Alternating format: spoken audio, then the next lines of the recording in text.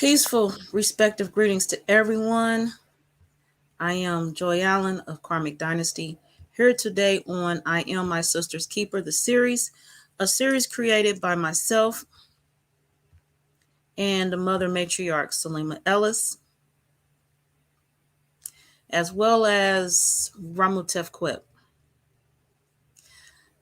We have, this is episode 4, the final episode of the Courtship series, Attracting Commitment.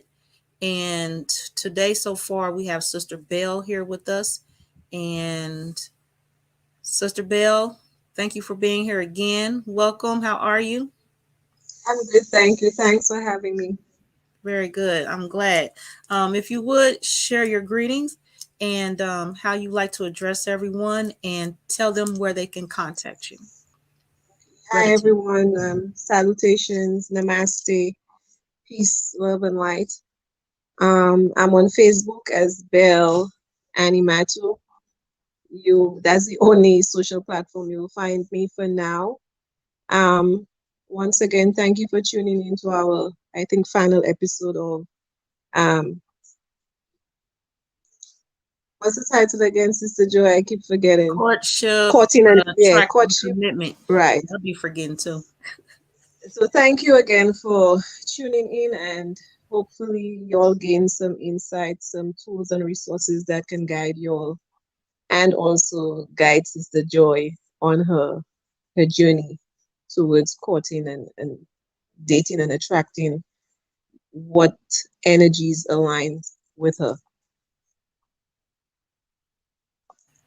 Gratitude, Sister Belle. And I'm glad you spoke on that in the part about what the people would gather from this for themselves, because I've always on this series made a statement of we are here just in the guiding process. So not to take, we're not here um, bringing a message for you to take word for word, iota per iota.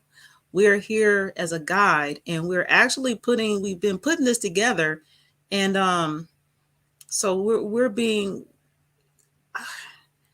we are not the end all tell all on this topic.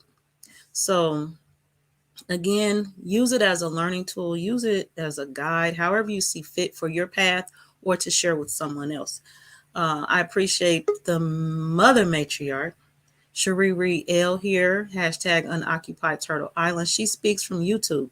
Grand evening to you all royals, and grand evening to you as well, royal matriarch.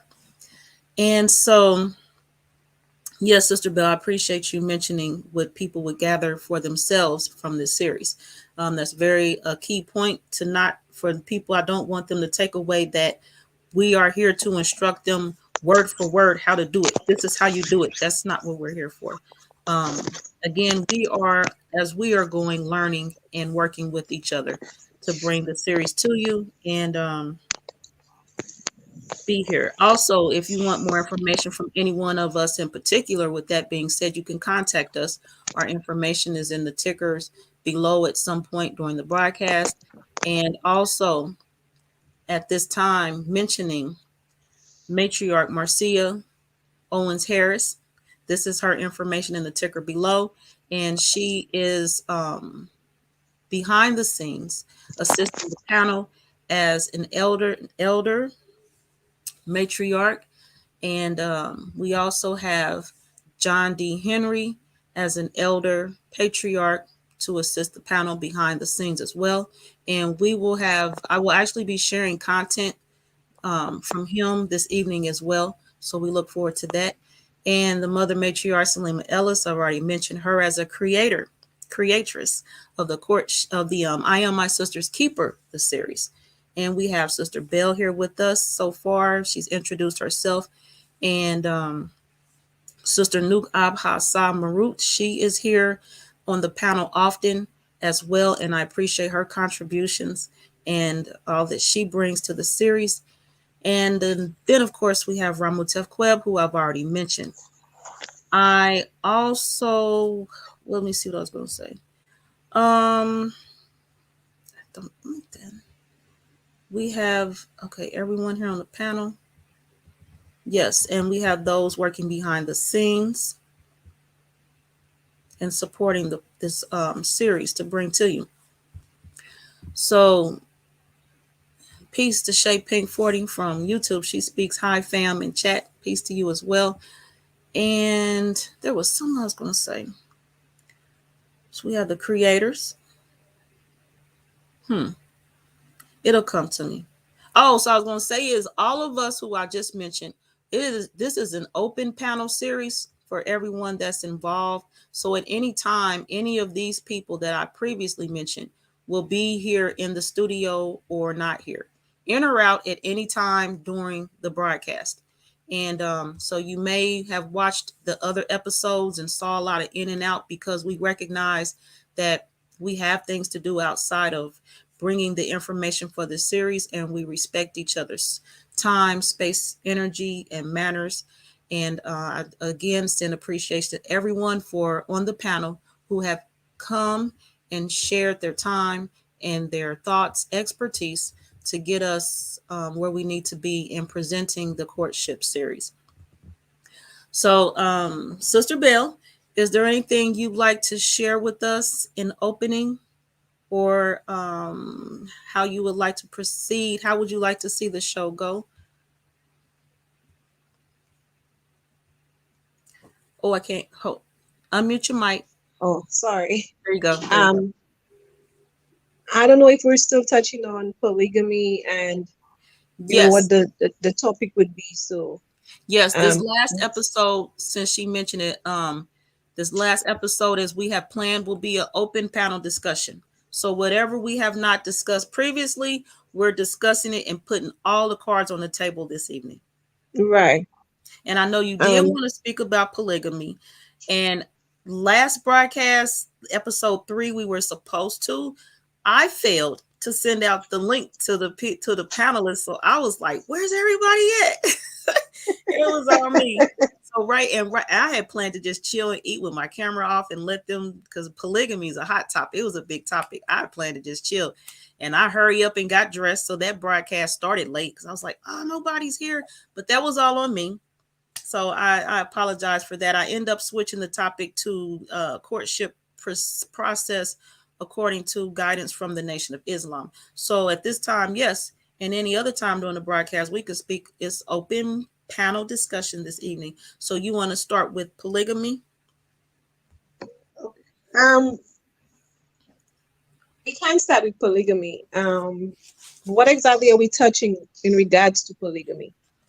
Well, um, however you see fit. I know in episode 2, the polygamy topic came up, and you were a part of that discussion. So I said I would make it a future episode.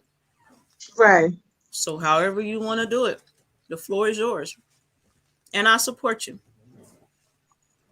For me, it's like I wanted to keep it like on the basis of how it deals with um courting and dating as well. But I think we went a little further to broaden the scope on the various aspects of courtships that are being practiced around the world. And polygamy was one of the things that came up.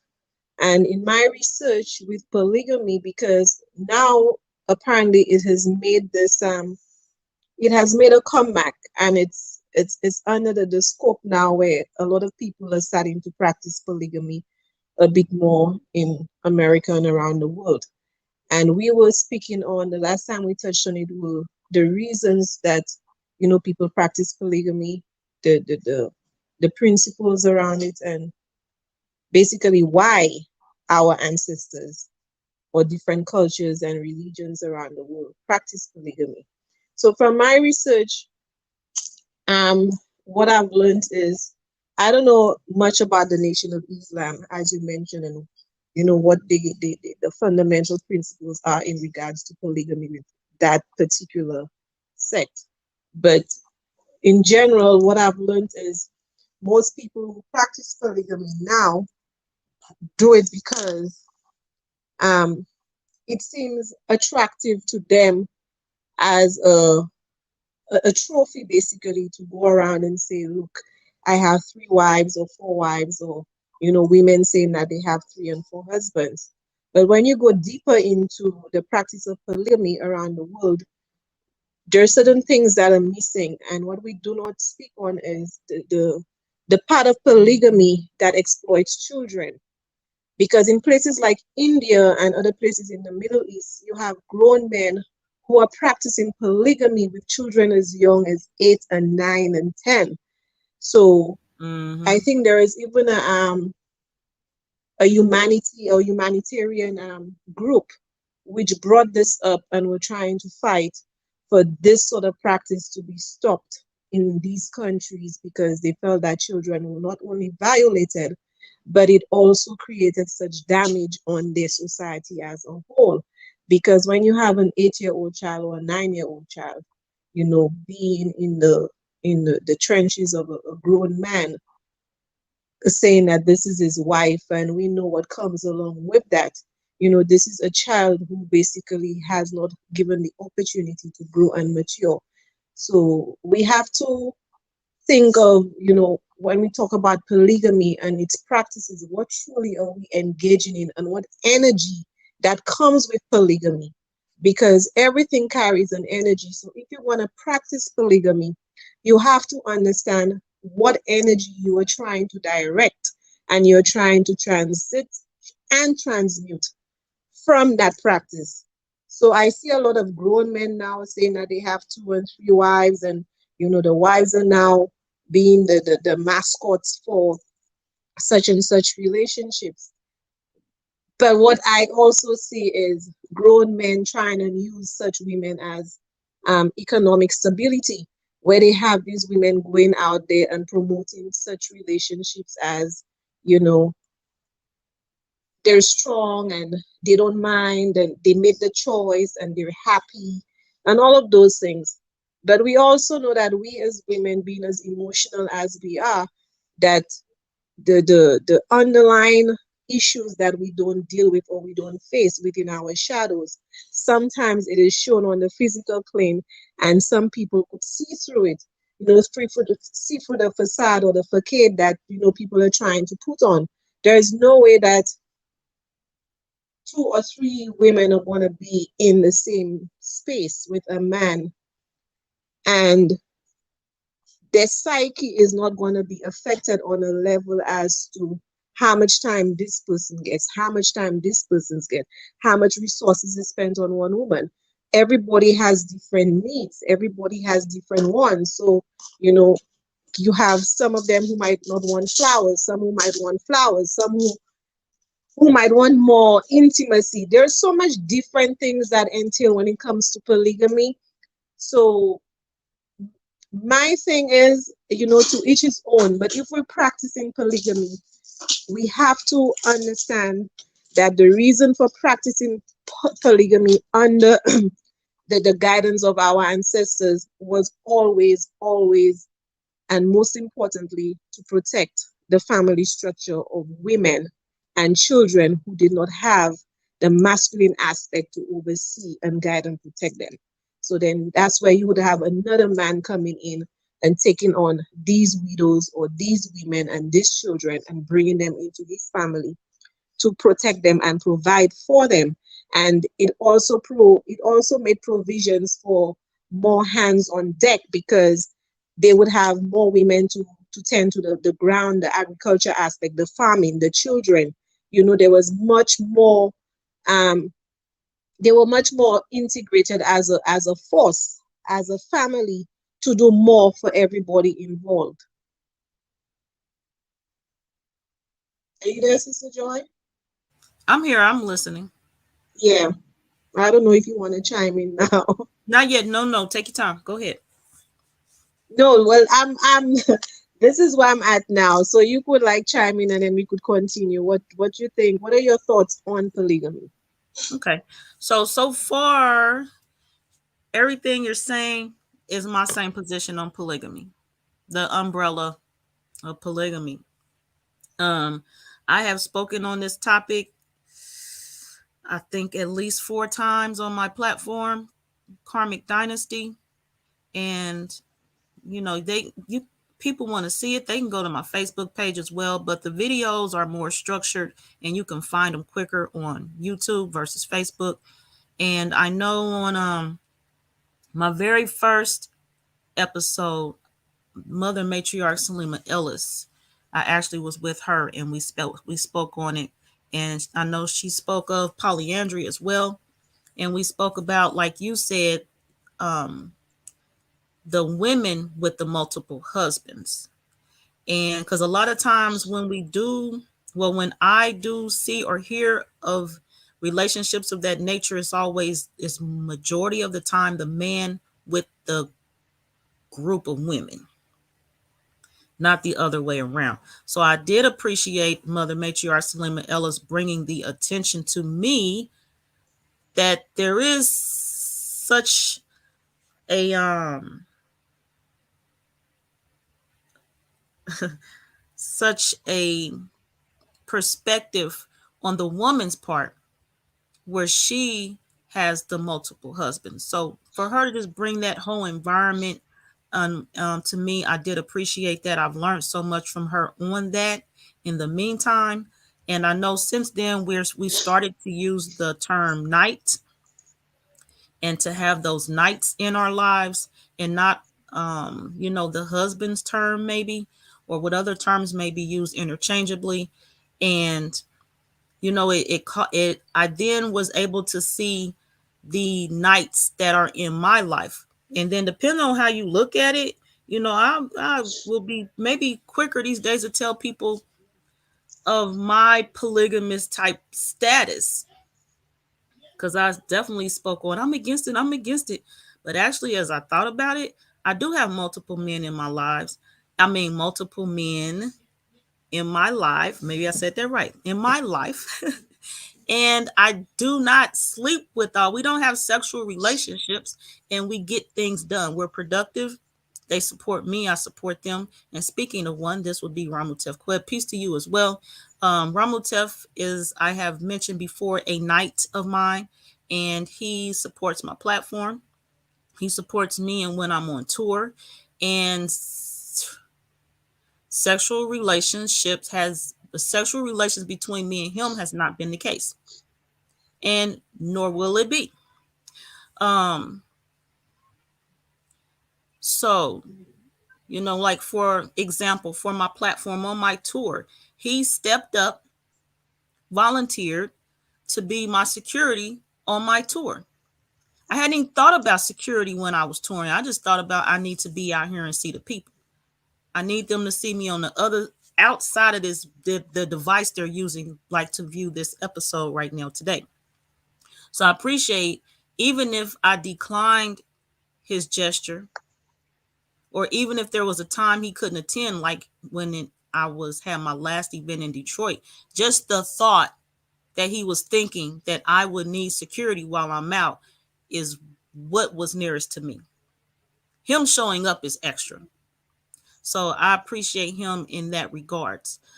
Um, right now, I'm also, since we're speaking of nights in my life and it's public, I'm going to speak on another night in my life, most recent. Close contact would be someone that I have known for almost a year now, and we've talked and spoken and other things, and I have my sights set for Brazil and some work in Brazil. And I knew I needed to get my body in shape before then to be able to keep up with the children and what may be expected from me when I get there. I like to be prepared. So in being prepared, that means I needed to get my body in shape. Getting my body in shape has brought a knight to my life. His name is Jeffrey Valentine. So I appreciate him. I'm acknowledging him right now in all of his efforts to put up with me in the gym. And then to put up with me in the gym means consultation and other type attention that is required for Joy Allen outside of the gym. So I appreciate his time. I appreciate the place that he has allowed me to take in his life. And I look forward to continuing to work with him in Ramutef Kweb, as well as some other nights as well. So, with that being said, I'm right now going to mention this third night, and then I'm out. Well, yeah, this third one, because he has been a great contribution to my platform behind the scenes. Those who are familiar with my platform have seen him a few times, and his name is Elmore, the Universal Humanitarian. He still works with me behind the scenes. We are currently together working on a project that he is spearheading, and I appreciate his consideration and even thinking about me taking part in his upcoming project. So, on the back on the terms of polygamy, I would have to say these days I'm a polygamist. I have multiple men in my life. I don't have sexual relations with all of them, et cetera, et cetera, et cetera. So yeah, part one when I spoke on polygamy was with the mother matriarch Salima Ellis.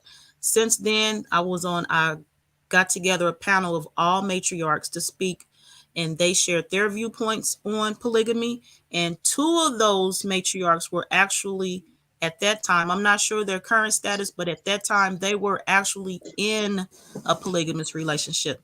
So I saw no better expertise in that area than those who are actually in that position, in that type relationship. So following up from there, I brought forth a man, and he is actually the one who got me speaking on it to do the second and third broadcast that I did on polygamy. And we kind of bumped heads a little bit in that broadcast, but we mutually left peacefully that broadcast. And I spoke on, as Sister Bell did, how it seems like for the men, the presentation is more like the women are trophies. They're showing out, they're showing off, and attempting their best, it seems to me, to showcase the women as prizes. Like, oh, I got 3 wives. Oh, dang, man, I only got 2. I got to get up better than you. Let me get 4. It's like it's a competition thing. And then the same thing is, as Belle was speaking on the women and needing attention in different parts of herself that she would want the man to take care of, different from the other wives. One thing that is on my mind recently that I've noticed is when it comes to polygamy, a lot of, and I'm speaking on a perspective of, I saw this happen where it was the man had multiple wives and he can't even take care of the primary household. How does he bring in, other wives and cannot support the first household? So to me, I'm like, this is polygamy gone wrong. It's just all wrong. But that's just me outside looking in. But me, myself, when it comes to courtship, and definitely if polygamy was on the table, he'd have to have his first house in order first before I could possibly expect him to be a part of the household that we would form. Definitely. So that's my perspective right now so far, Sister Bell. Yeah. As you were speaking, my thought process started to go, and I started to think of polygamy in a different way because I think we as a society actually practice polygamy and we did not even understand that that's what it is. Because, based on where you are, where you're from, and what culture, background you come from, it is labeled as cheating or whatever. But for me, I Mm-hmm. remember growing up, my grandfather had my grandmother as his wife, and he had other concubines on the outside that he had children with. And he took care of everybody. But he just knew that my Mm-hmm. grandmother was his wife. That was his marital home. So I'm sitting and I'm thinking, it's like, are we really addressing polygamy from the scope of what it truly is, or are we viewing polygamy based on what society has told us it is? Right. Because if we really think about it, most men actually practice polygamy and women practice polyandry for the greater part. Because I know women who have multiple partners, and even if they're not legally married, it still Mm-hmm. is a practice. Exactly. Yep.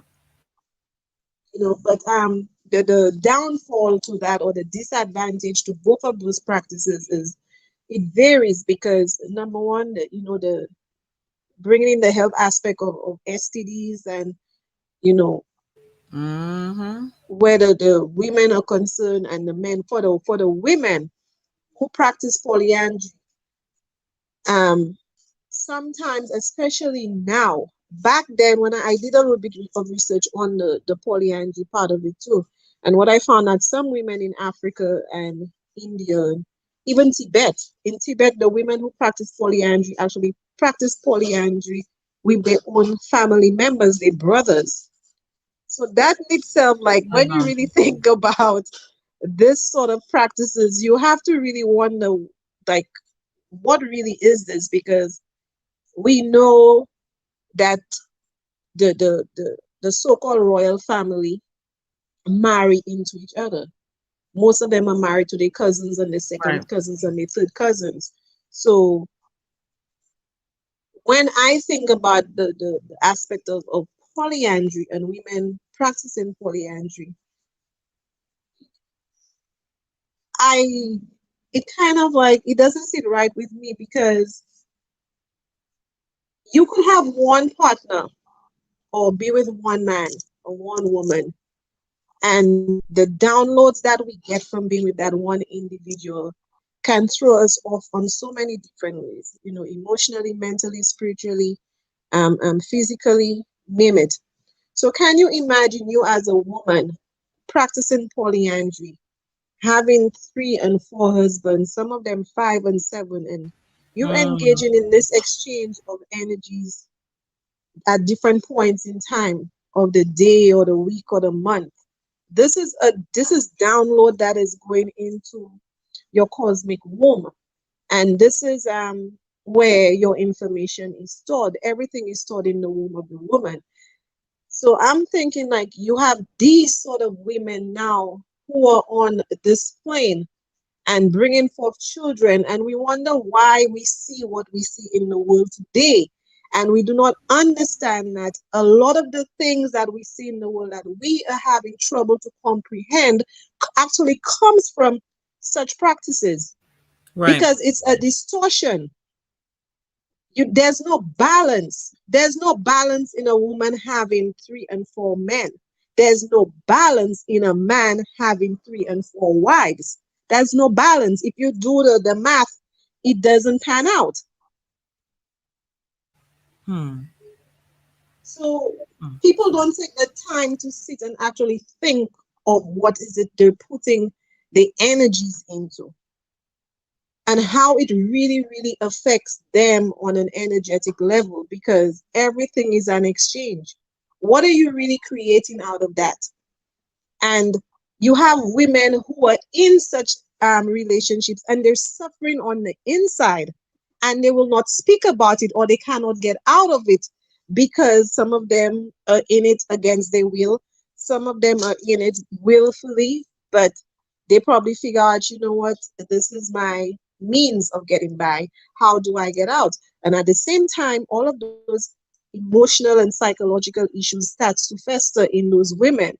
And this is where, the cancer builds, and this is where all of those distortion and depression and bipolar and all of those different um variations of scattered energy starts to happen. And we look around and it's happening in the world. We're just using polygamy as an umbrella to describe what is happening, but it's happening all around, generally in day-to-day lives. You have men who are now with women, and women who are now with men, dating multiple people, and they know that it's creating havoc on them. They know that it's bringing nothing but unhappiness and nothing but unease, but they still choose to do it because everybody's trying to satisfy this earthly, this physical desire, which doesn't bring anything fruitful into their lives spiritually. So you have children coming out of such unions. You have women having to go and have abortions out of such unions, because if she's cheating and she's pregnant, sometimes she doesn't know who she's pregnant for. Mm-hmm. So it's a lot of different consequence that comes out of those practices that people are not willing to address and ready to take accountability for and be responsible for. So, if somebody is going to practice polygamy and polyandry, it should be on the basis of what our ancestors truly designed this sort of practice for. I think in Islam, if you look at the guidelines for polygamy, it's about economic structure, it's about the life, the continuance of life, it's about, the well-being of, the people involved. And let's leave Islam. You could go to other places because they have people who actually practice polygamy, but they do not sleep with multiple people. They just have multiple wives. They just have multiple husbands. But now in this present day, because sex is running rampant, sex is like you go to the store and you could go buy an ounce of sex. So for them, it's like, if I could have 3 and 4 and 5 women, why shouldn't I? Yeah, but what is the basis of having 3 and 4 women? Mm-hmm. If you cannot provide for 3 and 4 women emotionally, mentally, physically, spiritually, and economically, what is the point? Some of them, as you said, cannot even provide for the one household that they're in, and they're out there jumping from house to house. And then you have the women who allow themselves to be tied down to those types of energies just to say that this is my guy, or I could have a booty call, or it just doesn't make sense.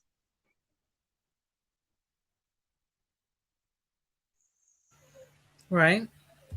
All that, like Charbay says, all that. Were you sharing more right now with us, Sister Bell, No, on I'm that? waiting for you to try. Oh, okay. Well, this is what I'm going to do instead, because I've shared for the most part right now a mouthful. Mother Matriarch Salima Ellis is here with us. In the meantime, she's come in, and Ramutef Queb recently came in the studio. Uh, Mother Matriarch Salima Ellis, welcome to I Am My Sister's Keeper. And how are you this evening? Greetings and salutations. Greetings and salutations. I'm wonderful. It's wonderful to be here. And yeah, what Sister Bell said, Matriarch Bell was speaking on very powerful. Very Hi, good. Sister Salima. With so tonight again is an open panel discussion. I know when this series was created, there was a lot of content you had outlined to share, and for one reason or another, sometime because I failed to send out the link to the studio, you were not here with us. Well, with me, because I was on here by myself. Would you so feel free to share any of that content at any time, and also because you are a creator of I Am My Sister's Keeper, the series, you would freely do so either way. Gratitude, matriarch. Gratitude, gratitude. Thank you. Yes, I love that you really opened up a pathway for us to be able to speak about these issues within our communities. I believe that courting is so important and that this platform gives us that voice. So once again, I thank you, Matriarch. One of the things that I did want to speak upon was the difference between rights and rites of passage. The rights and right the civil rights that they give you and the rites of passage that you earn within the courting community are two different things. See, and within their community, they tell you at the age of 21, you civilly have the right to drink and smoke and blah, blah, blah, right? But within the courting community, we talk about behaviors and habits that make you courting material. So within our courting community, do you really, when you put out that you want to be married, do you also put out that you want someone who is healthy? as someone who is, for the most part, healthy, mostly does not drink or smoke. So when we talk about rites of passage and the civil rights that they give us, let's not be fooled that they're going to make what they offer our people sound good. But we want them to understand that we want you to be marriage material. That goes for the men and women. So we want you to be able to pass your rites of passage. And that means remaining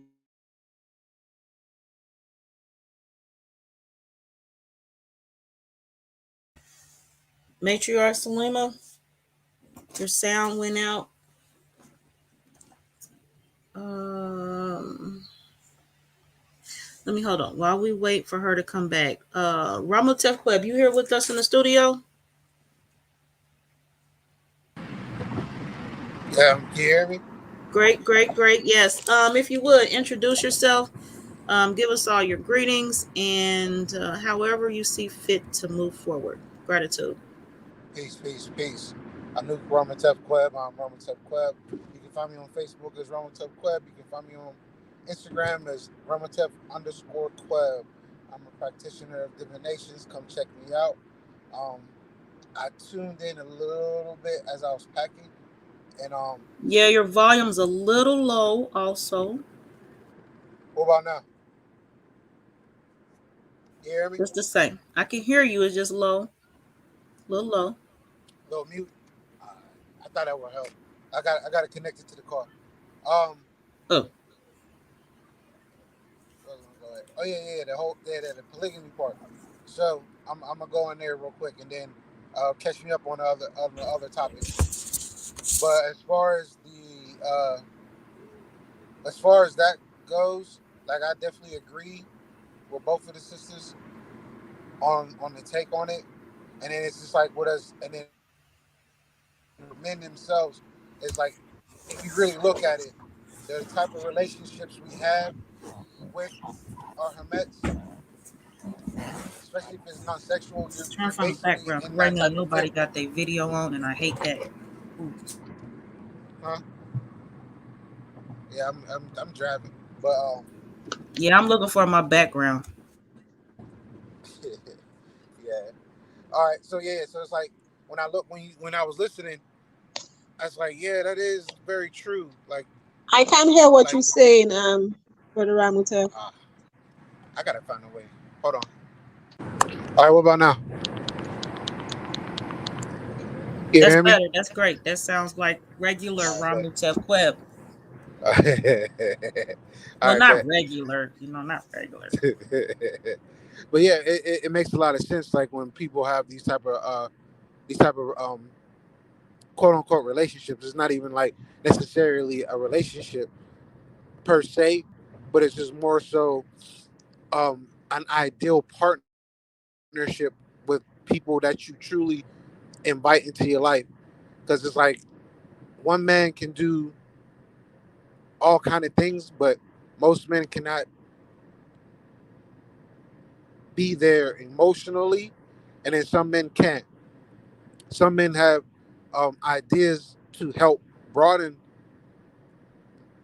the mind, but most of them are too worried about, oh, what can she give me? And it's more so on the level of, or can she give me a good time at night? Can she bear me children?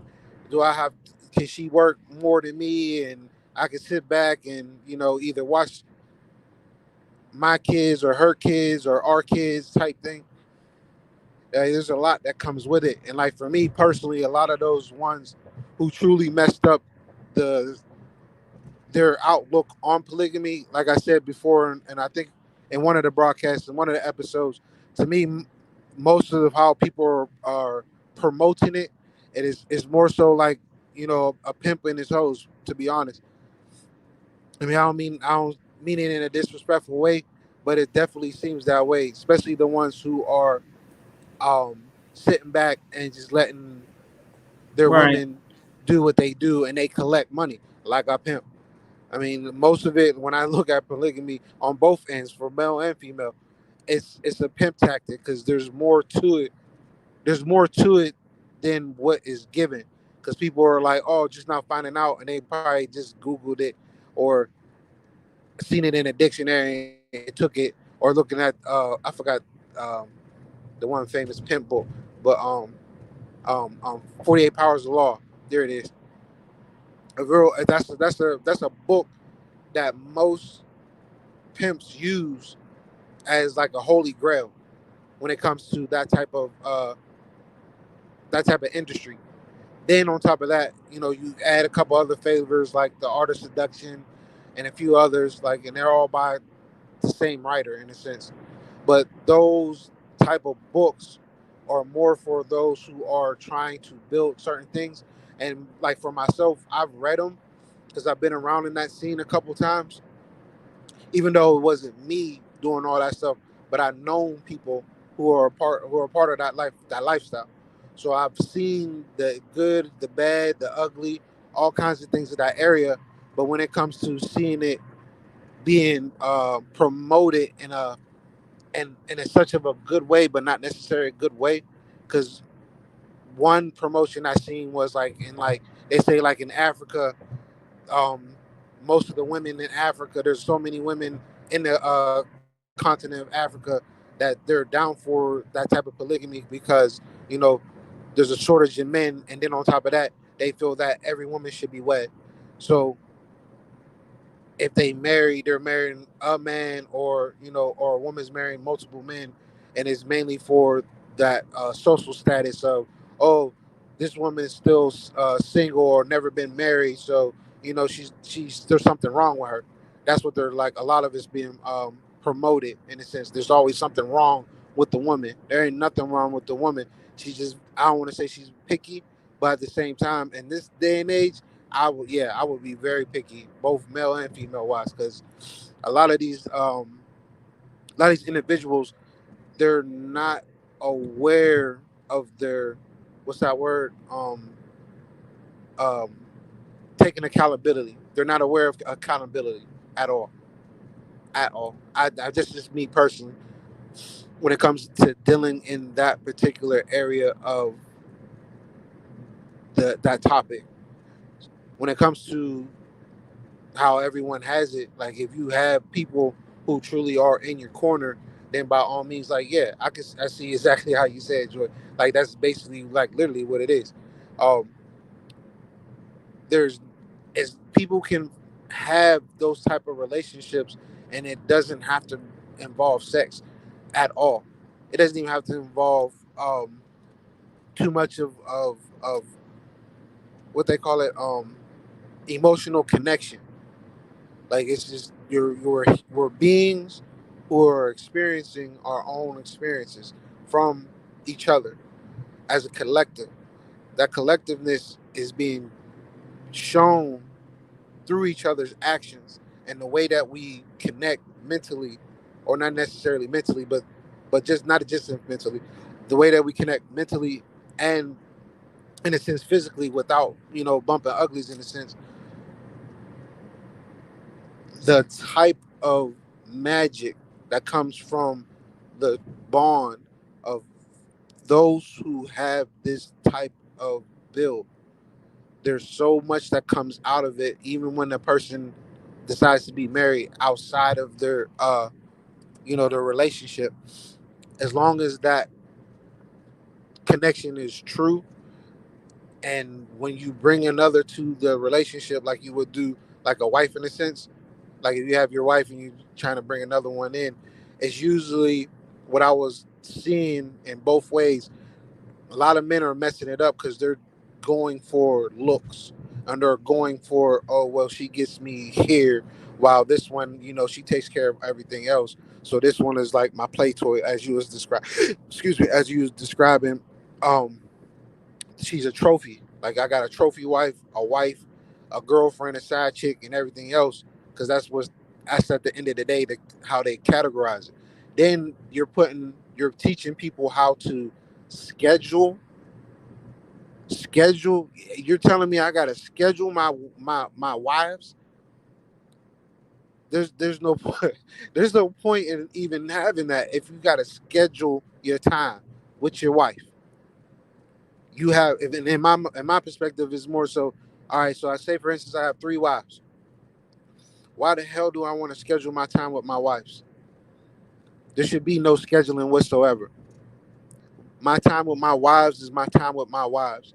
If and then on top of that, when it comes to that understanding that I do understand that some, but not majority, but majority of women have a jealous streak, just like men do. But then men get to this point where it's like, well, all right, like as long as she's satisfied, I'm cool, and then I can either do what I'm doing or stick to the program and allow my time when it's needed, instead of just going in the fashion of, dang, they all split the road open. This is crazy. Um, Dang, I lost my train of thought because that just threw me off just now. But yeah, the just seeing how a lot of these individuals are using it to build or to build a community and things of that nature, which is, I give them props for building a community or attempting to build in a community. But that community is based off of a lot of lies, a lot of what they call that. What's another word for smoke and mirrors? There we go. A lot of smoke and mirrors when it comes to dealing in that particular area of male and female relationships with the s at the end. But yeah, that's just my take on it personally, because it's like there's how how you how are you going to tell another person how to deal with multiple women, and literally these multiple women are your wives?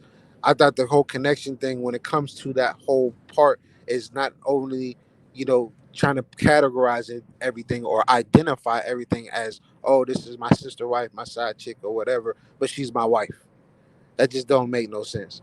And then that type of attitude that comes with it, or the type of gestures that really come with it, it's just bumfuck retarded from my perspective.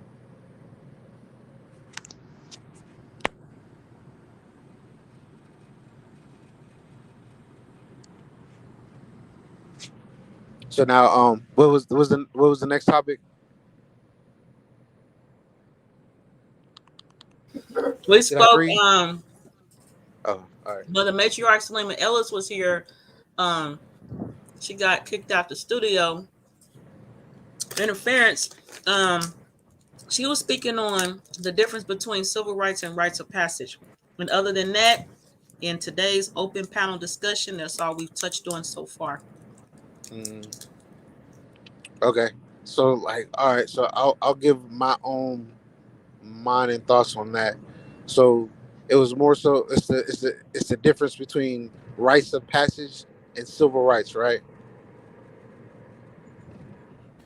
Yes, Saramotev All right. Clip. All right. So civil rights is more so in the level of well, a lot of the movement of civil rights ain't nothing been civil about that whatsoever. But and then you have to rites of passage. So in the world of in the world of relationships or relations, um, those steps are needed, and it's always good to get um, individuals at a prime age where they really do understand what it means to be an adult in this world, and what are the consequences from your own actions is going to bring about, especially if you tune into TV too much and learn how to get whoever you want to get through TV or through a book, or never even experiencing how to even talk to each other or find out what you truly like. When it comes to the civil part, it's just more, and my understanding for about civils is just more so, oh, well, yeah, I just spoke on it. Oh, I feel that this is needed, and you need to have this type of relationship, or you need this type of husband, or you need this type of wife. You don't need a person with this type of baggage and things of that nature, and all this, crazy stuff that comes with it. Those is, I feel like, it's like the civil rights parts of, relationships. When it comes to the rite of passage is more so, like, for myself, like growing up as in my teen years, you know, most men can relate in a sense. we all have either an older brother or older cousins, male and female, who truly try to see where your mind is at. And then when it comes to, like, say for instance, you're on an outing, or they drop you off at, like for me, I got dropped off at the teen clubs all the time back in back in the early 2000s. And it's just like the main thing that comes from it that I was getting from was the whole rites of passage of, let's see if you can get the most numbers, because out of all the people that you deal with at a club and the people that you hang out with, let's see who can get the most number. How good is your so-called talk game? Because you say you got game, so let's see where your game is at. Those are type of things. It's like a rite of passage that I was brought up on, to see where my mind goes. So if I was passing, when it comes to, like, say, like, all right, I got 5 numbers or something like that. All right, we need you to get 10. So get 10 numbers. Now, when it comes to these type of people that you're talking to, who do you want to pursue a talking relationship? Go in, find out who's best for me, stick to that.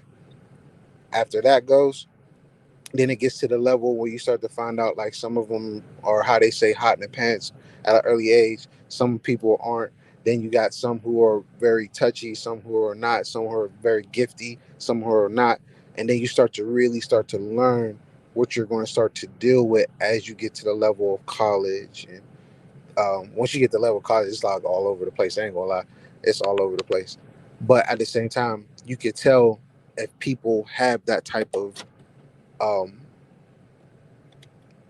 that type of notion, or that type of build, that type of structure, before they even come out there. Like for myself, I've been built off of every relationship that I've been in so far. Is I never dated, because I was always in the mindset. I got to a certain age.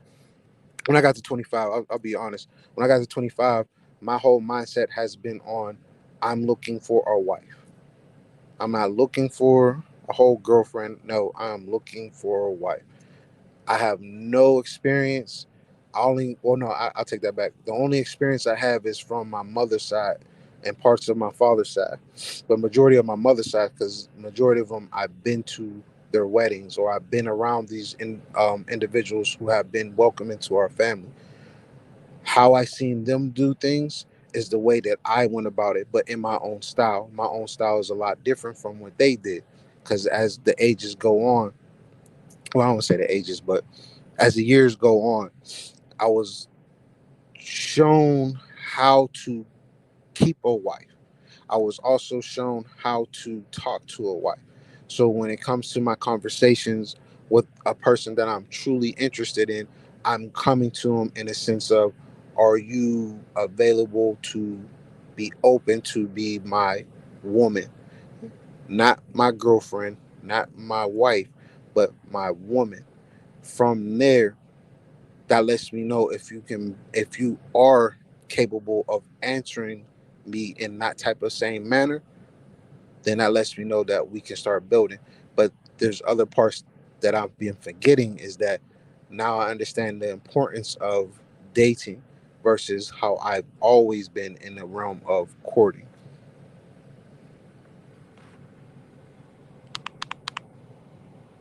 Interesting. I know, since you ended on that note for now, dating versus courting. Sister Bell, in the preparation for this series, spoke to us about dating being like collecting data. Hmm. Sister Bell, would you mind speaking to us, to the audience about that? Because they weren't able to Sister Joy, be I a have part of the. something to say though. Go ahead. Before I even get into that, it's sad that this is the last episode, because based on all what we've been touching, I think we have so much resource that we need to share, and we can, collaborate on. Because even as I'm researching here right now, and I'm listening to Brother Ramutel speak on, the civil rights and the rites of passage, I'm also looking into the rites of passage in certain African tribes, and on our ancestors, and it's a lot of different rites that we have overlooked or we don't even know are included in what the rites of passage is. For us being in the West, most of the only thing that we know is if you want to get married, then you would have to go see a priest, and then you would have to sit down, and you'd have a little bit of counseling and so on and so forth, and which would lead up to the day that you get married. And that's what most people view as the rites of passage. But the rites of passage actually starts from the moment that you are born. This is where it starts. So in some tribes you have five rites of passage, which is like what a baby, a teenager, an adult, an elder, and an ancestor. So, and then in some other cultures, you have like 10 different rites, which would also include the same, the same passages, but they're a little more defined because you have stuff like circumcision. You have circumcision for both boys and girls. You have sexual cleansing. You have boys who have to prove that they're even ready to enter a marriage based on how much cattle they could herd. And I know from my background growing up, when I started dating, or when my aunts and my uncles would start dating, we knew that back then a man had to prove that he could truly provide for the woman that he was going to bring to his parents, or she would bring and say, well, this is my, but the first question would be, can you provide for her, or can he provide for you? It was never a question posed to the woman, because it always came upon the man to be the one who was able to provide and protect his woman. Nowadays, we don't have that. So when we speak about courting and dating, we have to incorporate all the things that embody what a good courting and dating, union looks like, because we've left so much out of it that now everything is so shallow. There's no depth to courting. There's no depth to dating. There are things that people don't even know to ask or what to look for. All they look for is, right now, is how much financial stability that somebody has, or how good looking somebody is, or how much silicone has been injected into a woman. Because the world has become so artificial now that nobody now is looking at the fundamental um, attributes that we really need as individuals to even try and enter those such unions.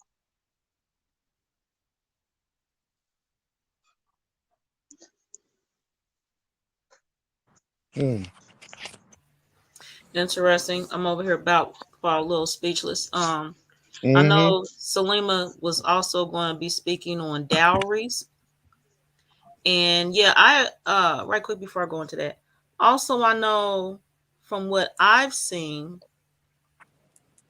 there are these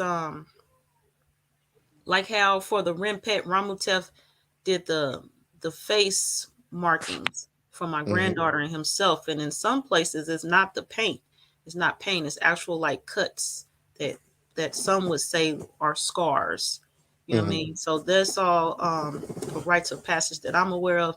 And yeah, Sister Bell mentioned, I myself feel that it is um with deep regret that this is the final episode of the courtship series, but you know, it's always something we could look at from another angle and bring it back to this platform, and or it could be also on the Karmic Dynasty platform. It definitely can be brought back, and we can get to it again. And yeah, it's never really final if it's still on our mind. But yes, definitely, I agree with Sister Bell. And Ramutef, you were sharing some personal moments again, which you do often as well as myself. And I do not recall right now in the presentation you just gave you mentioning the unconventional relationship. Status. Yeah. I was like, hold on. Are we speaking on that today, Ramutel? Oh, we can go into that. Oh yeah. Okay. So, So I'm talking about from your perspective. oh yeah. So, from all right. So, backstory about myself. Hold on. Sister Bell, you have something to share? Yeah, yeah. Sorry. Before Brother Ramtev gets into the conversation of unconventional relationships, one of the things that I found out in the rites of passage, and that includes Brother Ramtev since he also does the birth charts and the natal charts, that one of the things that was very important in the rites of passage was actually a child having a birth chart and a natal chart done, because that way they would know what talents and skills and the same things that we're speaking about right now, what energies be aligned at such and such points or whatever. So these are things that are very important. And although we were sharing it on that platform, a lot of the people who are tuned in right now, I would suggest that or recommend that you all do a birth chat or natal chat reading, because it's going to shed light not only on yourself but also on the people that you are involved with, and let you understand or have a deeper understanding of who you interact with and if this person is actually a good fit for you towards your courting union.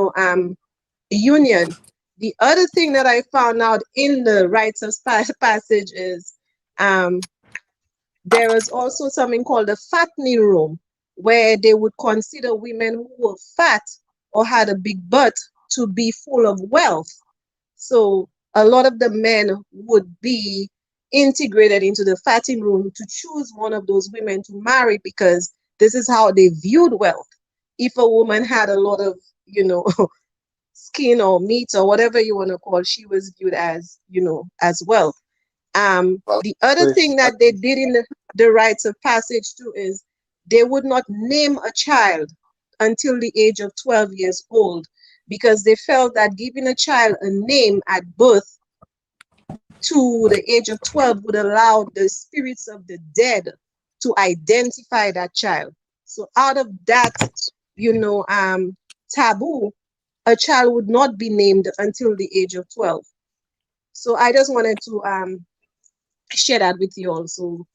Like I said, the people who are tuned in, I just recommend that you actually do a birth chat or get a birth chat reading or a natal chat reading. I know Brother Ramutev does that, so you all should actually reach out to him or do it whichever way that you all choose to. But it's gonna help you all get some deeper insight on, not only yourself but also the partners that you're involved with. mm, yeah, myself and also um Elmore as well. He he can definitely do him. He can do him as well too. I just want to give a shout out too because he's definitely a great suit who definitely knows his stuff too. He definitely is. Yes, he read my chart for me. I did a whole broadcast on it on he definitely Facebook. he Yes, definitely. Elmore, the universal humanitarian, he's great with the readings. Mm-hmm. Very, very deep. So Make you there's be a transparent about yourself. for real. Yeah. So there's a So yeah, I was looking into my own birth chart, right? I noticed like where my Uranus was at. So my Uranus is basically in the borderline between what they would call on a natal chart the sixth house and seventh house. Is basically in between both. And with Uranus being there, not just in the part of service, but also in the part of relationship or relations. Um, the planet itself indicates that I'm a person of unconventional relationships. And then when I look back into my life, I can see that in my early 20s. I can definitely see that in my early 20s. But now moving forward, can't really see that. But at the same time, when I looked at it, I was like, all right, what's this unconventional relationship? So what do? Look it up. First to find out what they categorize it or identify it as, and then went on YouTube and typed it in. So when I went on YouTube and typed it in, that's when it got interesting.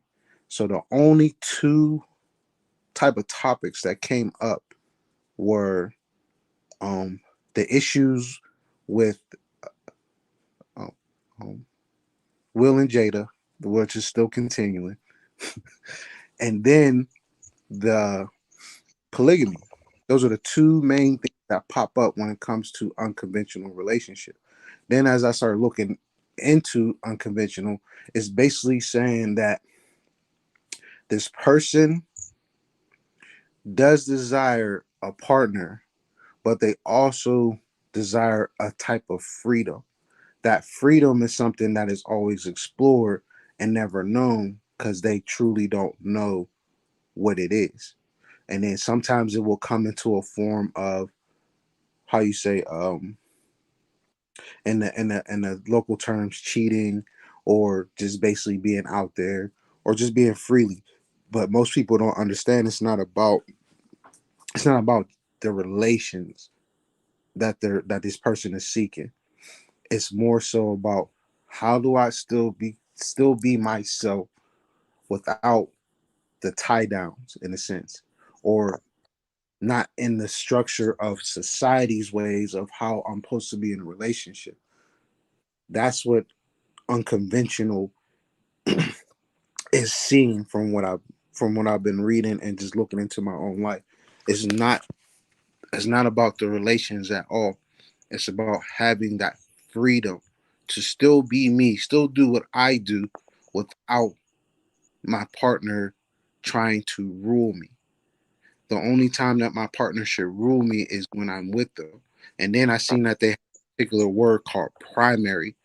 They'll say in astrology, they'll say a primary mate. It would say a primary mate or primary relationship.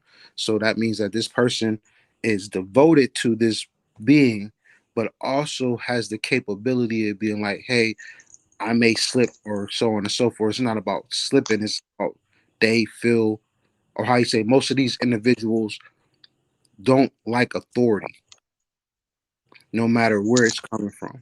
And it's good, but it's also bad depending on the type of relationship or the type of individuals that you are bringing into your fold. If they're not aware of that type of behavior, it becomes an issue or seen as a downplay, or people will be like, well, dang, you must be some kind of hoe or something like that. And it's like, no, I'm not a hoe. It's not that I'm giving in too much of my lower nature. I'm just being myself. I know what I like, and if this person is able to provide, whether if it's mentally, emotionally, or physically, I'm going straight to that person. I'm gonna stick to that person. I'm not going to play around with them and be like, well, hey, this is this and this is what's going to have to happen. It's about, if you cross a certain part of that relationship is no longer in void, and then that person, including myself, is going to feel like I need to just go ahead and just be myself again. And if a person continues to keep reaching, or it's going to go back in this cycle, and then that's when you start to get caught up into having two women at the same time, or going through how you say what's that word, ghetto, having ghetto twins and everything else, and all the detrimental words that comes with it, or identification that comes with it.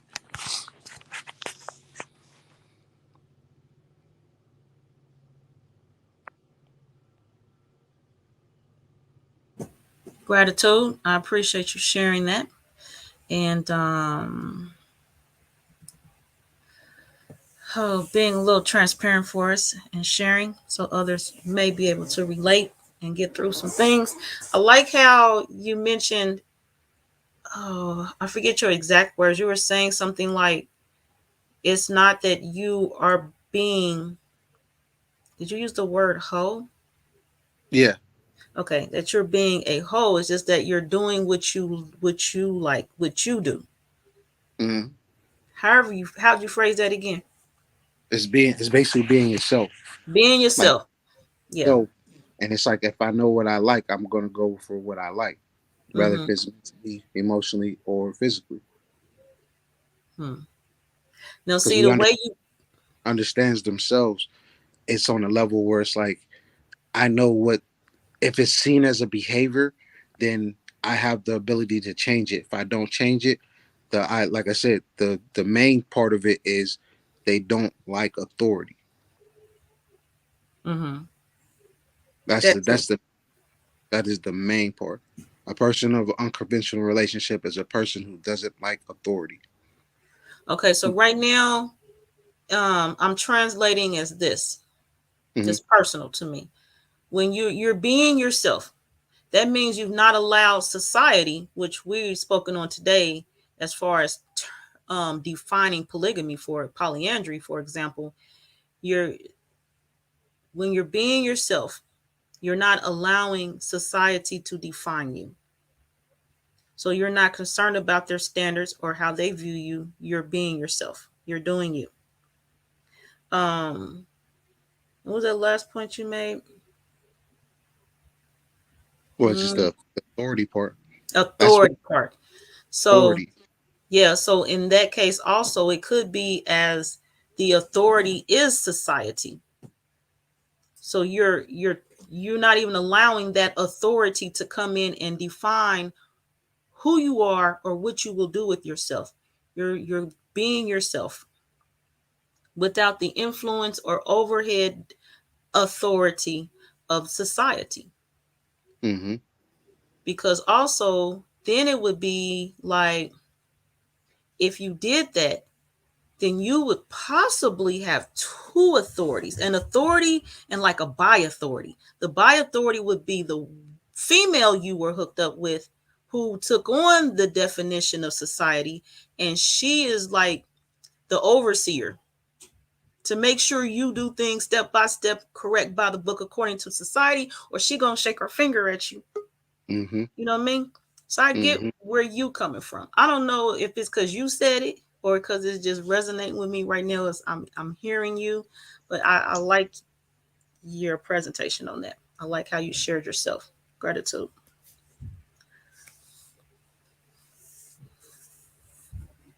Sister Bell, would you like to share On. anything? Anything. I'm over here I was real time translating and sharing my thoughts that's coming to me. So yeah, it's open no. panel. The thing is that it's breaking in and out. It keeps kicking me out. I have to keep coming in, so I cannot really um keep with the flow of what is being said. Mm-hmm. So what Um, exactly is, yeah, oh, it's I been just breaking up on went my off end. the cap of Ramutef speaking about not being being himself and issues with authority in relationships. Authority meaning from the other individual, or authority meaning, because I think you all mentioned authority as society. Yeah. So, Yeah, I mentioned society and the partner, Mm-hmm. Because like it's the not just. also partner he, being the overseer Mm-hmm. to make also sure he he has keeps he society's has a problem definition. with authority.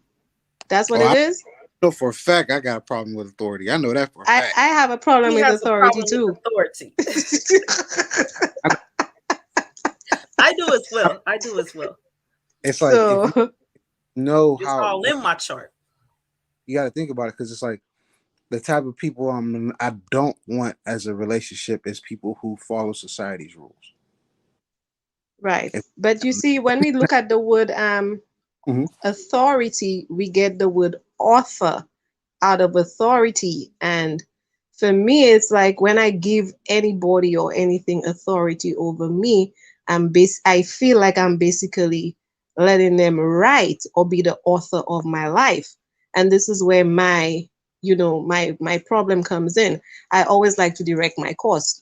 I supposed to control my destiny because I am God in flesh. So I cannot allow somebody to have any type of authority. However, I know in this physical dimension, there are rules that they've put in place that we should follow and whatever it is. So I try my best not to engage in anything too much that is gonna override my authority of myself and allow somebody else to, have that authority over me. And even in a relationship too, I'm strong-headed. Like my Aries is up there. You cannot take. Some people say it's stubbornness, but for me, it's not stubbornness. I just know what I know within me works for me. And if I say it works for me, it works for me. You not understanding what works for me has nothing to do with me. You not understanding, my boundaries has absolutely nothing to do with me. However, I'm not gonna, give you the baton, so to speak, or give you the pen that you could be so mighty over me. I in a relationship, I know what it is. I know what it takes. It's a give and take thing. But when it comes to authority, I really have an issue with giving anybody authority over me. And anybody that knows me knows that much about me. You're not going to have authority. I would rather walk out or walk away before I could even say, well, yes, you can do this and you can do that. And I give you the right to do this and the right to do that. It's not going to happen.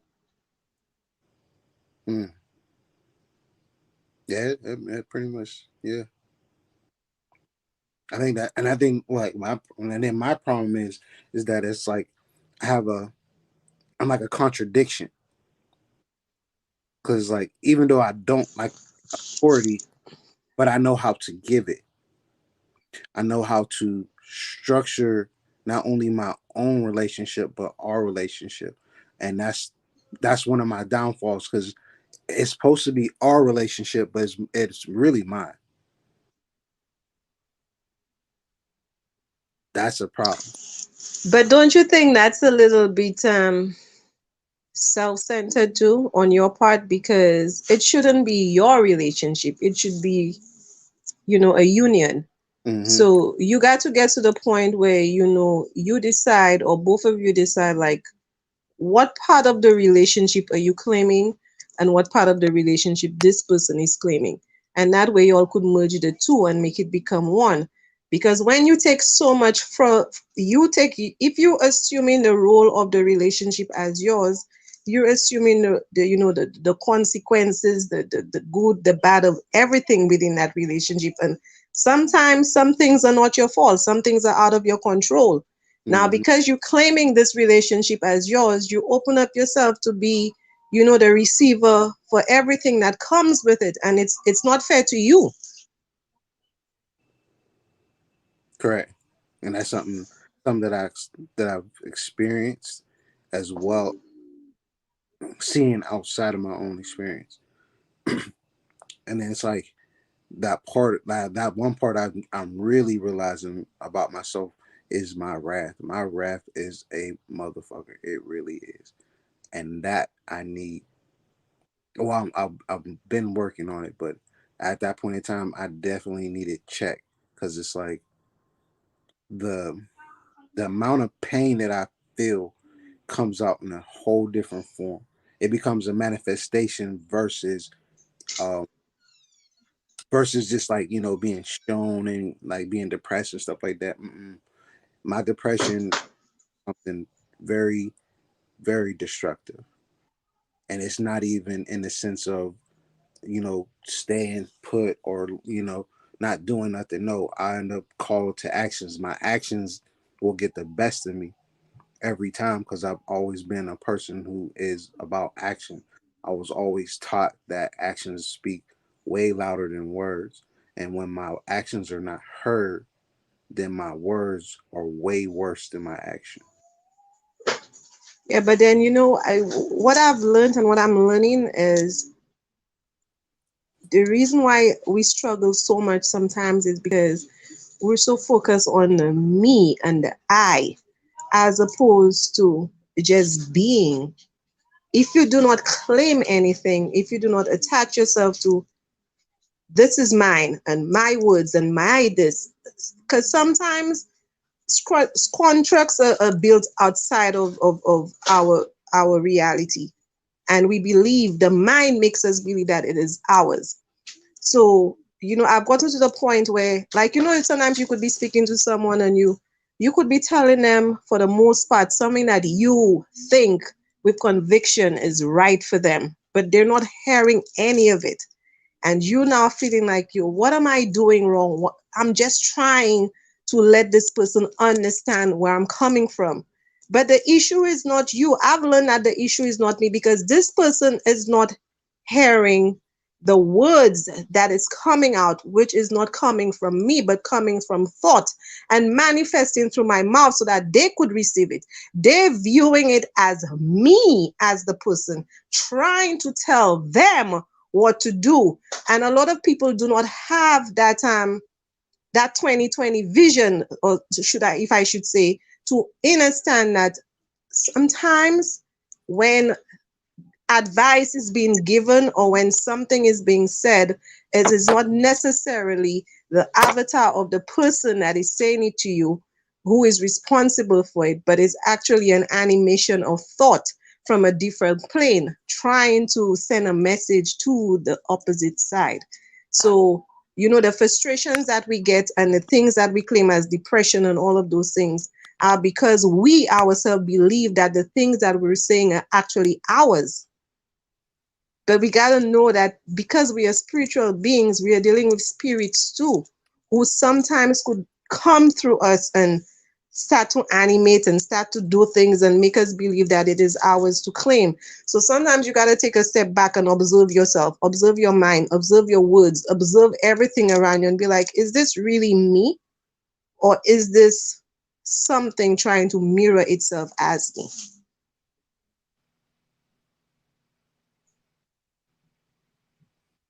I don't know if you follow what I'm saying, if I I made do, sense. actually. And I saw today, hmm,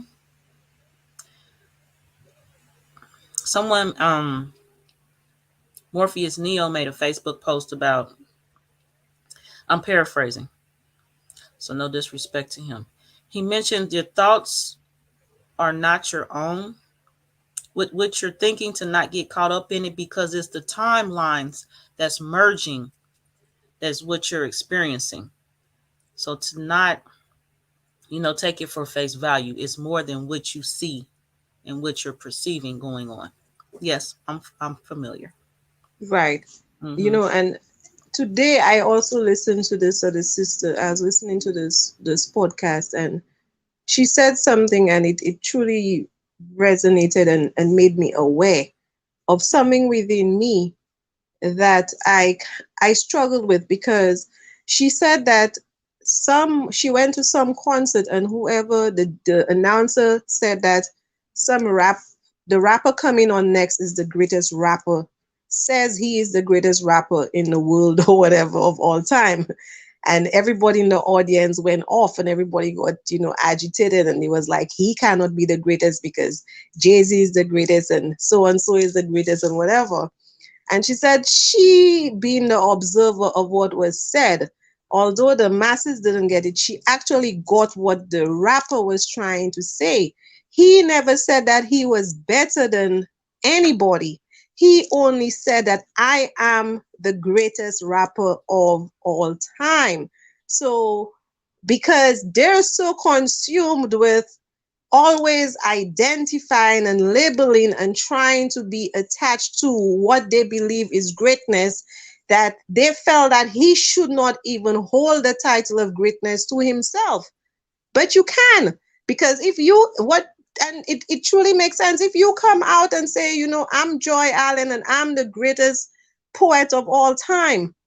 Nobody should have any judgment towards you saying that, because you are the greatest in your time at what you do. Who is to say you're not? But it goes back to how people view their reality and how people perceive words. People don't ever take the time to really think of what you say.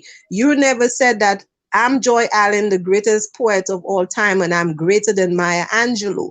You just made laid claim to you and your talent, your skill, And there's nothing wrong with that because we all came here with a set skill. Why can't we be, because society doesn't label us as great, we're not great? Or because we have not achieved or acquired the accolades that society give, that makes us not great? We are great. We were born great. We are galactic human beings or physical beings, how you want to call it. We are uncreated energy. So how can you not be great? So for me, it's like, sometimes you just fall back and you just observe things for what it is. Because if you get caught up in the minutia of, what is happening around you, you're not going to be able to ascend from this web. You're going to keep coming back into this loop over and over again because you're going to believe that something is wrong with you when there's actually nothing wrong with you. Like you were saying about Morpheus Neo, and I'm thinking, Neo kept on plugging into the matrix until he really had to realize he was dreaming all along, and the one that he was actually seeking was in him. He was the one seeking the one. There was nothing outside of him to go and get. It was always him. He was so you are the one and I'm the one. There's nothing outside of us to seek. And once we get that, we're going to understand this reality so much better. So I don't lay claim to, I heard Ramuta speak about his I'm depressed or my depression. You should not lay claim to those titles. You could say the depression, the this, but for you to claim it as your own, you're now attaching something to your magnetic field that is not yours because you're not the flesh. So why should you claim anything that is coming at you from a physical standpoint? The fact that you could sit there and observe it and realize it is depression should tell you that you're not even depressed to begin with. Mm-hmm. You've allowed yourself to think that you're depressed. You've allowed yourself to think that you're going through all of those things that you're going through. A lot of the things that you will learn in shadow work is when yourself start to reveal yourself to you, you're going to realize a lot of the things that we take on are not ours. It is not ours. And we held on to those things for the most part of our lives, believing that those traumas was actually ours. It's not ours. We're free. These things latch onto us based on conditioning, based on, our social constructs, our parents, what they didn't deal with, through our DNA, genetic coding. But once you start to rearrange those things and put these things in form and start to change the numerical sequence of those things, you could heal yourself on any level. And I truly hope that he never used that word and called himself depressed again. Don't No, ever attach those things to yourself. that's Hot what I'm seat, saying. Like, Ramutev, hot seat. yeah, that's what I'm saying. Like, when I started learning about that, I seen that it comes out as a wrath and not as a depression. And then once I found out, identified that was the issue, that's what I've been working on so I can get rid of it. That, or how you say, that is my shadow work. My shadow work is to get rid of my wrath. I got rid of pride, lust, envy, and everything else when it comes to those seven deadly sins. But when it comes to that particularly, that was the one that I've never worked on because I didn't realize that's what it derived from, or how you say, identified as. And like for example, like for me, it don't matter what type of feminine energy or woman who's vibing. People always think that we are together. Even in my own personal relationship, if people see me around certain people, they automatically thinking that, oh, y'all must got something under the rug or things of that nature. And then in my mind, I'm like, how? Like, I don't see how you would get that, or why is your mind even going that way, or why are you even trying to manifest that into my own existence? Like, that's, to me, that's a little messed up personally. But yeah, that part right there drives me crazy to this day. I've never got it. I don't think I'm meant to ever understand it. I personally don't think, but at the same time, it's like those type of issues. I'm starting to, how you say, reassess or evaluate what is it that causes a person to even go that route, to know if a person's in a relationship, but someone else is going to see how you work well with others, and they're going to take it as, oh, they must be seeing each other. And that is so true, because, and I think we all have gone through that, sort of experience. But the one thing that I've learned about that, if you study, different sects of people, you know, black people, white people, whatever it is, Mm. this sort of mentality is more prominent amongst our people. And I could be wrong, but I think it goes back to, the traumas that our people have been faced with without rehabilitation. You have to remember, we're coming from a place of, desolation, a place of hurt, a place of pain, a place of secrecy where everything was kept under the rug, where, plantation owners would take slaves off in a corner, and everybody knew that when, John Brown would come and get Sophie, John Brown would be going to sleep with Sophie. And I think that sort of psyche has always stayed with our people, as every time a man and a woman gets together, it's always in regards to some sexual nature or some type of relationship, as you would say. But we've been taught that it's not okay to be in the midst of each other and have a good time without us not thinking of it in a sexual nature. We've been taught that, every time a man looks at a woman, sex should be, the focal point. You have to remember too that a lot of women have been faced with issues of, if you go and ask a guy and say, you know what, hey, I'm down on my luck and I need some food for the kids, or I need some milk for the babies, instead of a brother just reaching out and saying, you know what, here's a 20, here's a 50, go get it, he's going to be like, what's in it for me? And then she would probably have to go sleep with that brother. So it's a lot of things that I've learned which has contributed towards that sort of mentality of our people. However, that should not, take you away from being who you are around anyone. For me, I've been labeled, a prostitute. I've been labeled so many things growing up, and it in my earlier days it did affect me, because I'm like, this is not even me. I'm just somebody who like to hang around the guys, because the energy that I carry is what these masculine guys or masculine energy needed. I had so much light within me, or I have so much light within me, that the masculine people around me would always gravitate towards me. And I did not understand that, not until of lately.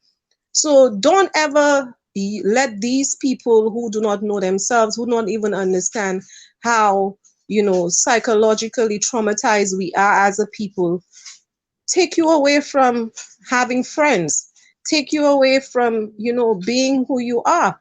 Because if you have 5 and 6 girlfriends who really enjoy your company and they know why they enjoy being around Ramutef, who gives a shit what anybody else thinks? You know what you're in it for. They know what you're in it for.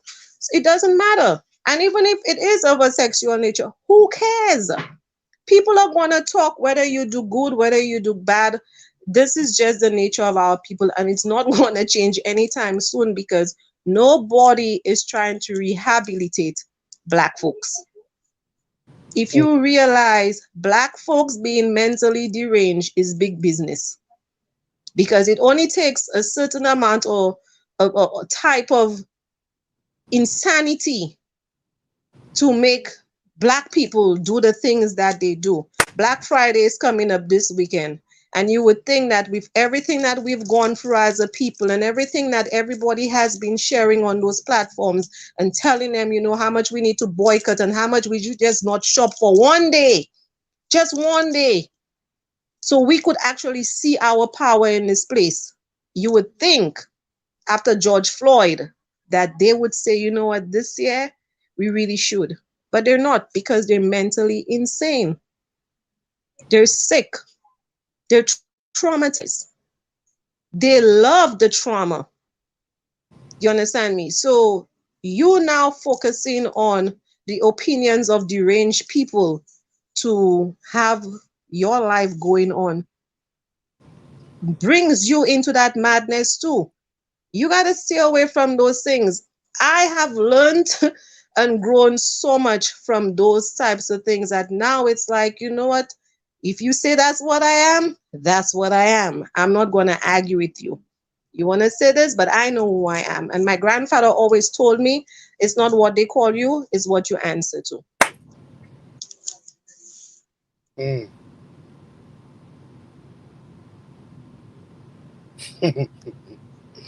I thank you for that.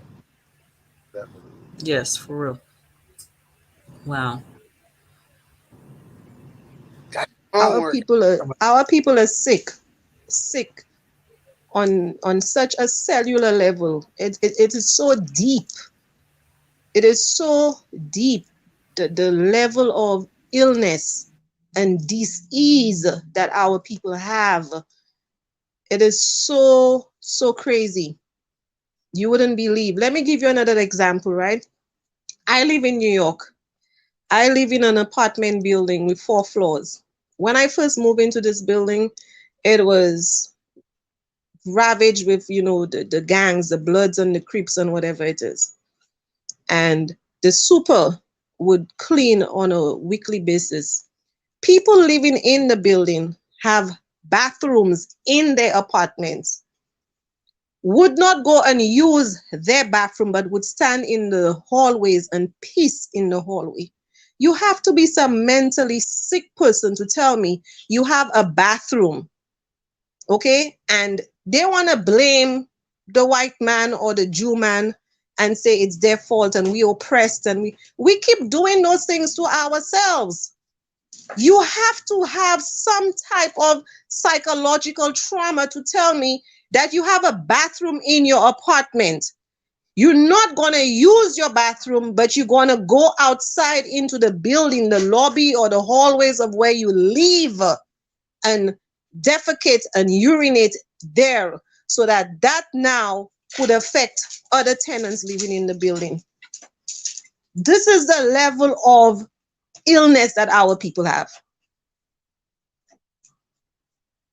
They're sick. Because I don't know how somebody could want to urinate and defecate where they live. You would want a clean space. On top of what we're dealing with in the world, when you come into the place that you're living, all you want is some peace. But you're coming into some other madness. And I've never seen that before. It's only here in New York City that you get to see that sort of bullshit. And that's why I'm trying my best to get out right now, because I've gone to the point where, I'm like, this is not life. This is not living. But I've understood that I'm doing it to me because I chose to come and live in this place. Nobody took me by the hand and handcuffed me and say, hey, go live in New York. I felt that I wanted to come and live in New York, but now I've had enough of it. So you got to get to the point where you decide, what works for you and what doesn't. You got to separate, what they call the sheep from the wolves. You got to get to that point where you know who you are, you know your value, you know your worth, you know what you carry, you know what's within you. And when you look outside of you and you see the madness, you just got to be like, all right, okay, this is not who I am. This is not part of me. Because godly people don't live like that. Godly people don't think like that. To be a God, you must be healthy mentally, spiritually, emotionally. The only sick God I know is the God of this world. But we as a people, we keep calling ourselves gods and goddesses. But how are we gods and goddesses if we keep claiming illness? If we keep thinking and living in a diseased state of mind? We cannot be gods and goddesses. We gotta be peasants if we continue thinking that way. And I'm sure that the majority of us who are here, or the majority of people who are here, all of us are not gods, and all of us are not goddesses. And that's why I am never stuck to the narrative of we are one, because I know on my birth chart, we all come from different star systems. And if I come from a different star system, there's something about my star system that is different from the other star systems around me. So why should I now be claiming that we are one? Why are we one? If we're so much one, why can't we come together and be united? We cannot unite on any front at all because we come from different fragments of the whole. The only thing that could bring us back into union is the oneness itself. But we, on an individual level, thinking that, okay, we could unite, no, it's not going to happen. And I think Bobby Himmet said something like that. If we're waiting for Black people to unite, you might as well just drop dead right now. It's not going to happen.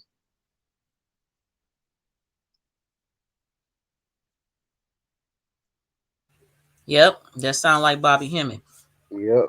and I agree. I've heard Bobby Hemmett. That's him. I agree with him. Always so far from what I've heard. Ramutef, you have anything you want to share right now?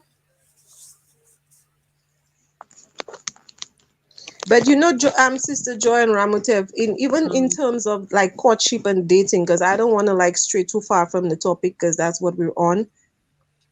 Sometimes the partners that we choose to be in those unions with, like I was saying before, come from different star systems from us, come from a different bloodline from us, a different lineage from us.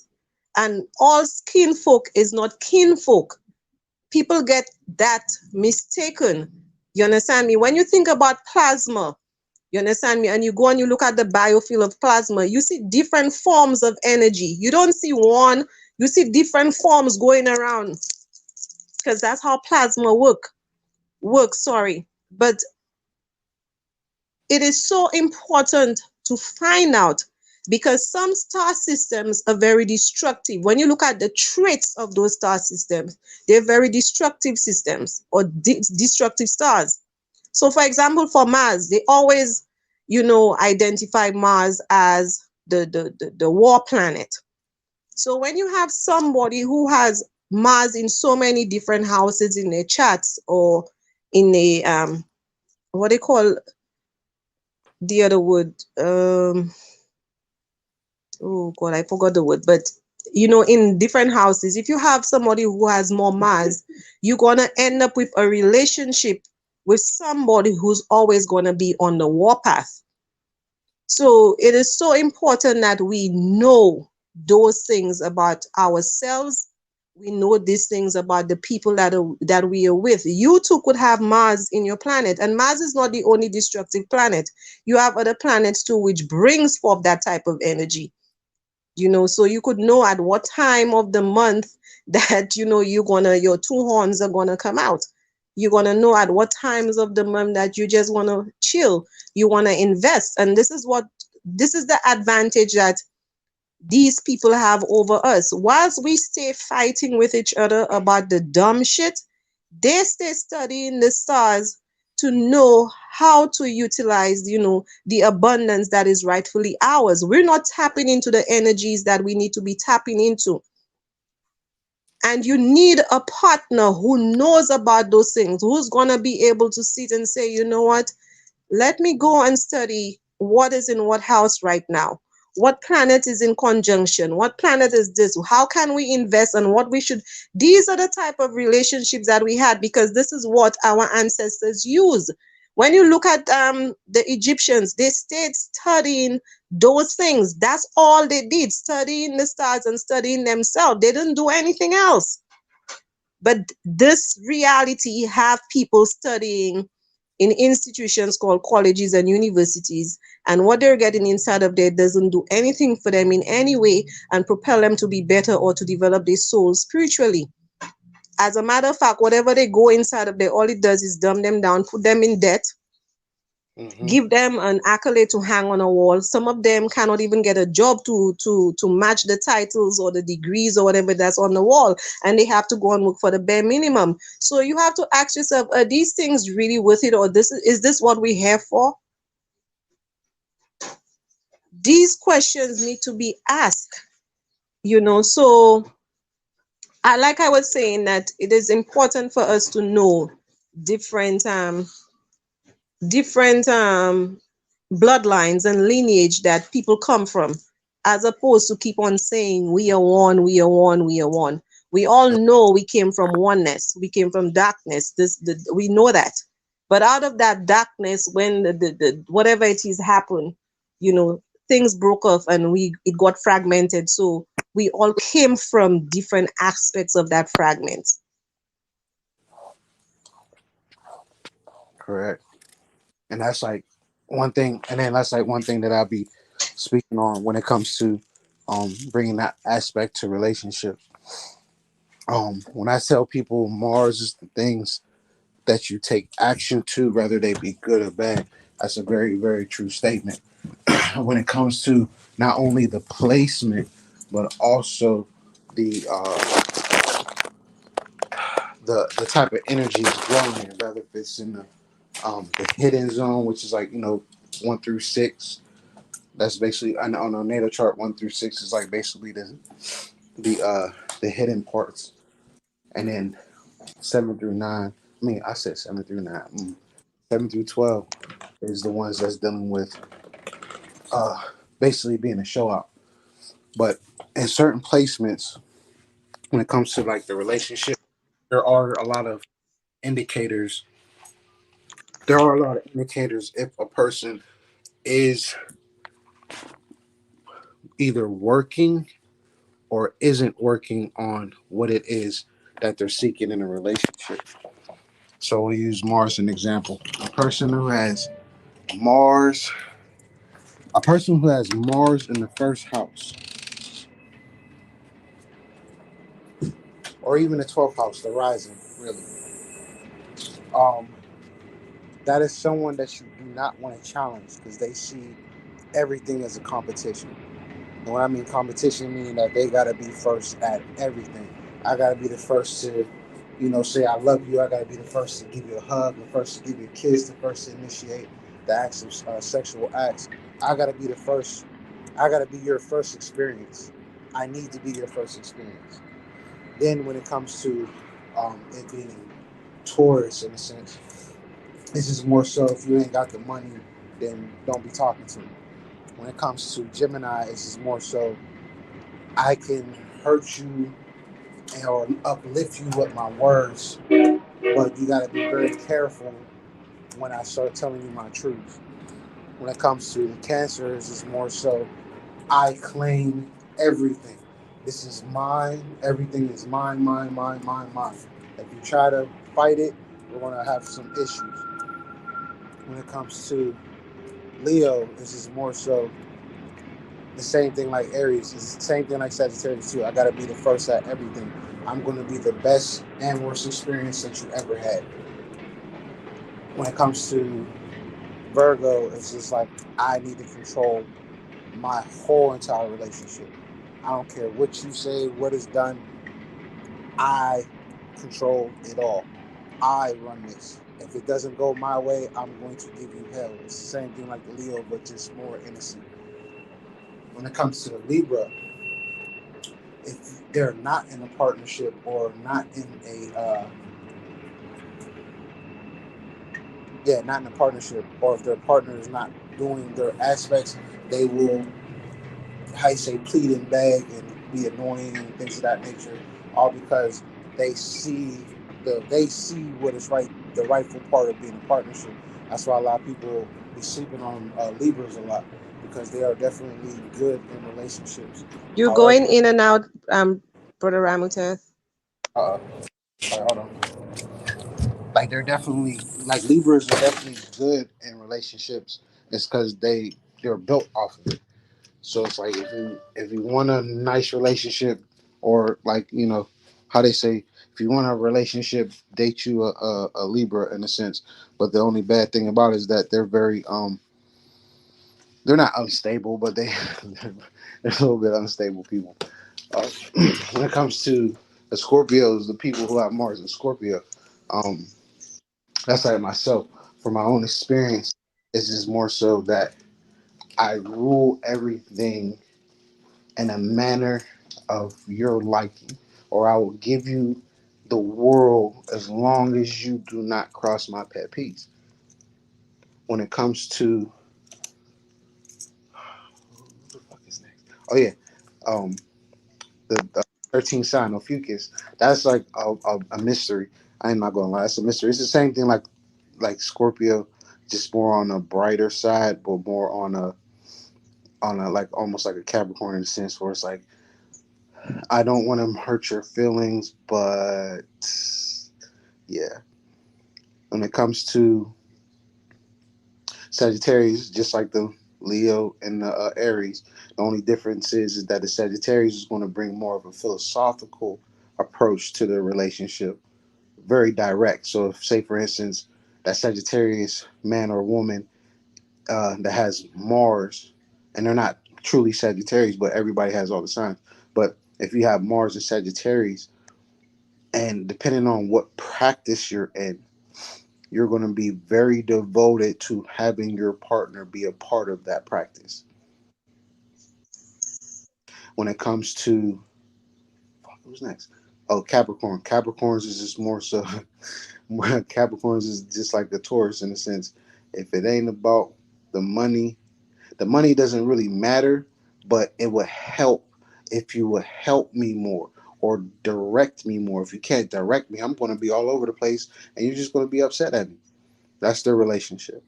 When it comes to shit,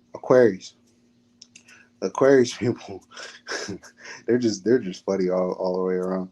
But the people that have Mars in Aquarius, they're very open, if I can say that, about their relationship. They're very open about their relationship.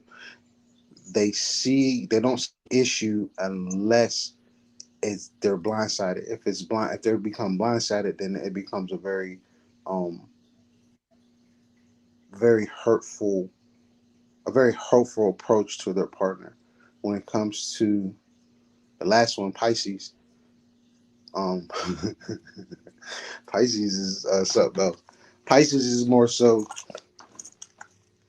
they're going to work on it, but it all depends on if they haven't done the work themselves. If you're dealing with a Pisces and Mars type of person, they're they're very good at what they do in all kind of actions. They're also very bad, can be very bad in their actions. So the just so where I'm getting at is just more so depending on if you have Mars in any of these constellations, when it comes to the houses itself, it changes it up just a little bit, or it gives more of an identification on the energy that it houses in a sense.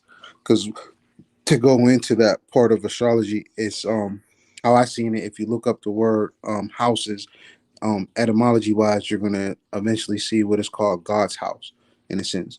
So, as one thing I under know as house in Meadow Nature, you have het or or uh or to store. I think is sense or now that's come forth. But in retrospect, when it comes to het, the houses is basically God's temple. These are all your temples within self.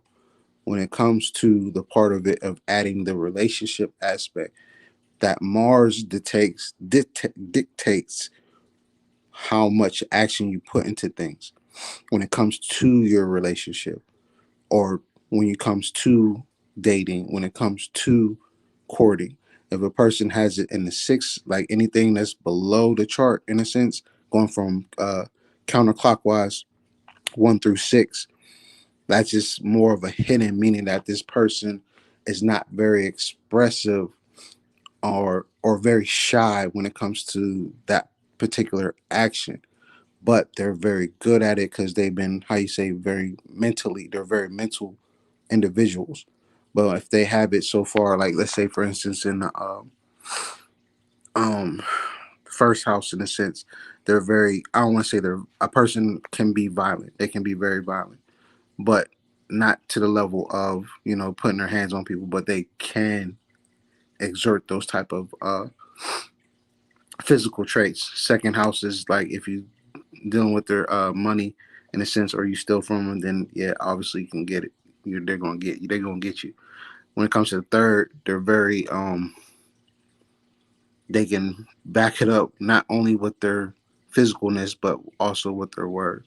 The fourth house is just more so if you dealing with anything from my household, then by all means, like that's something that's bad too.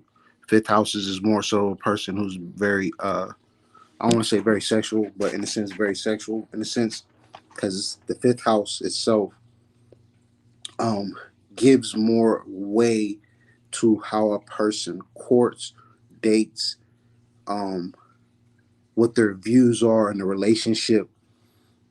Like that particular house itself categorizes the fifth house as the house of expression. That says it all by itself. How you express yourself to others mentally first, because it's all mental before you actually act on it, unless you don't have control of your body. But that fifth house is what tells a lot about a person on how smooth they are, or how cunning, or how decisive, or how loving they are when it comes to who they're approaching. When it comes to that sixth house, is more so if they decide they want to be married or not.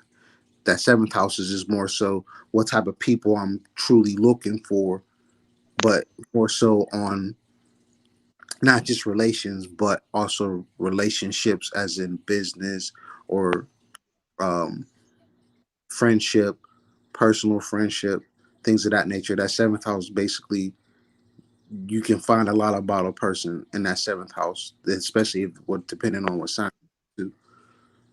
The eighth house is basically how they will get down in that how they would get down in the bedroom basically.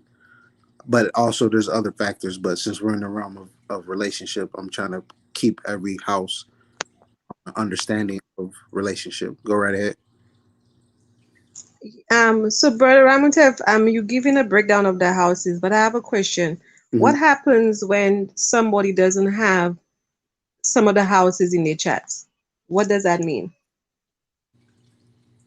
Well, no, everyone has there's a how they do it is like when I was explaining on the when I was explaining a couple of days ago about how they use the houses. The houses is like how they came up with it was dealing with the ages, but everyone has something, even if they don't have a planet in the house. I think that was where you're coming from. Even if Yeah. they have a planet in the house, doesn't mean that that energy is not where it's basically more so where's the energy coming from that's feeding that house. So for instance, let's just say you don't have anything in your third house, right? Let's say Leo's there, right? So the notion of who rules Leo, what does Leo also rule? The fifth house. The sun rules Leo. Leo rules the fifth house.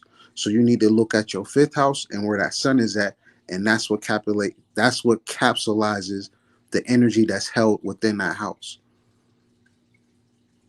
Okay, so for somebody with Mars in sorry, yeah, No, you could Mars in Libra, what would that mean? very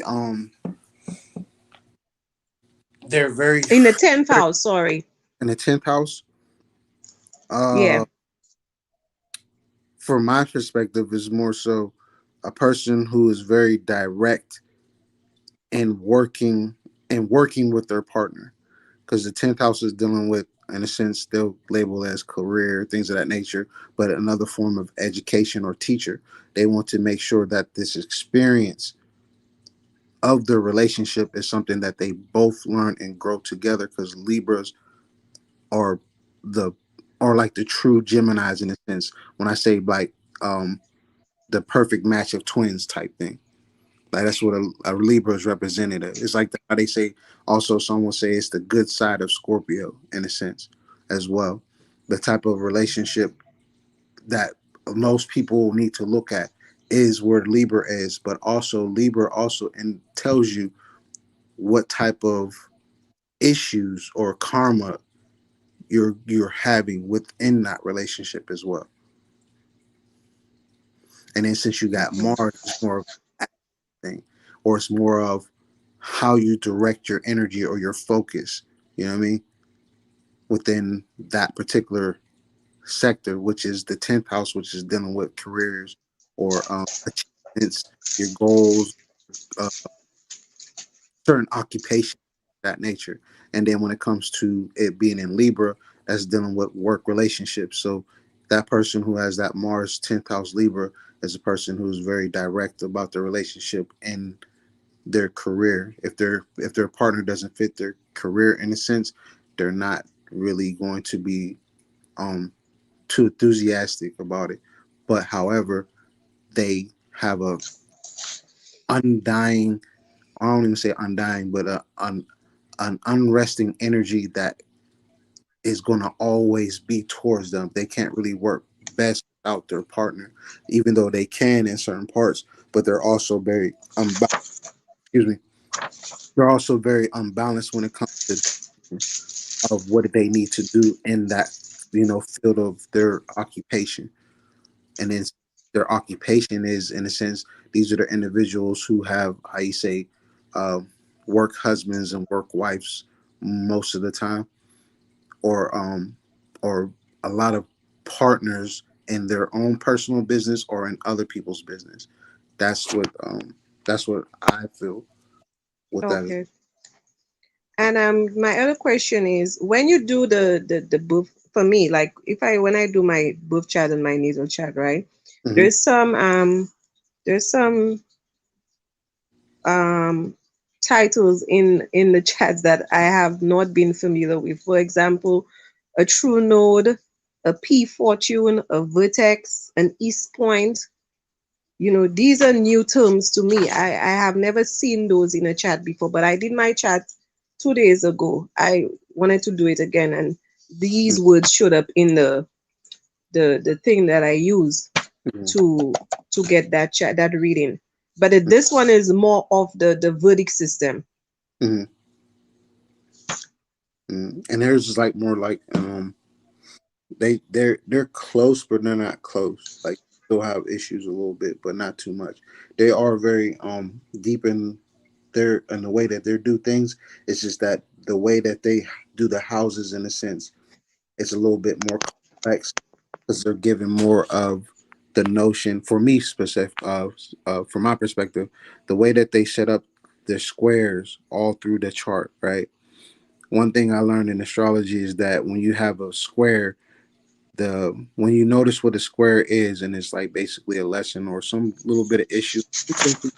Sometimes it's good, sometimes it could be bad. Most of the times it could be bad, but most of the times it is good.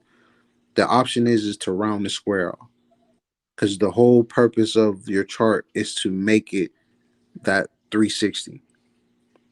That's the whole purpose of it. All the issues that you have Right. to make it one, so you truly understand you. And when you understand you, there's nothing that can interfere. But is it just about making the square, or is it about making the circle, the triangle, and the square? Because from my understanding that our form of creation comes out of um these three shapes. Mm-hmm. Mm-hmm. And it's like for like the trines, in a sense, the trines to me is more so this, in the sense of it's like that supportive energy, but also it determines what energy is supporting each other. Like say for instance, a planet like Saturn, Jupiter, Pluto, um, and we could say Mars too. We could say those planets are very uh um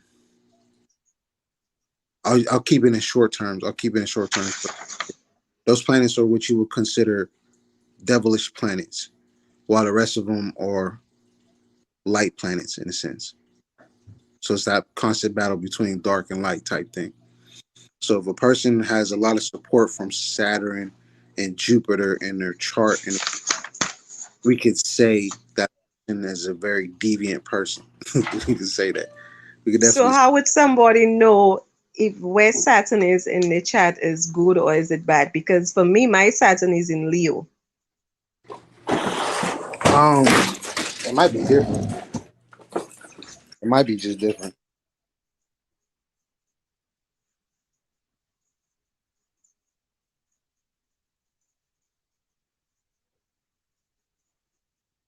What did you say?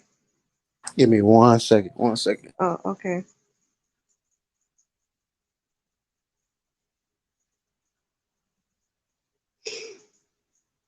Saturn and Libra. I mean, I said, ooh, Libra. I'm sorry. Saturn No, and in Leo, Leo. Do you know? Do you know what house is in? the eighth house. Mm.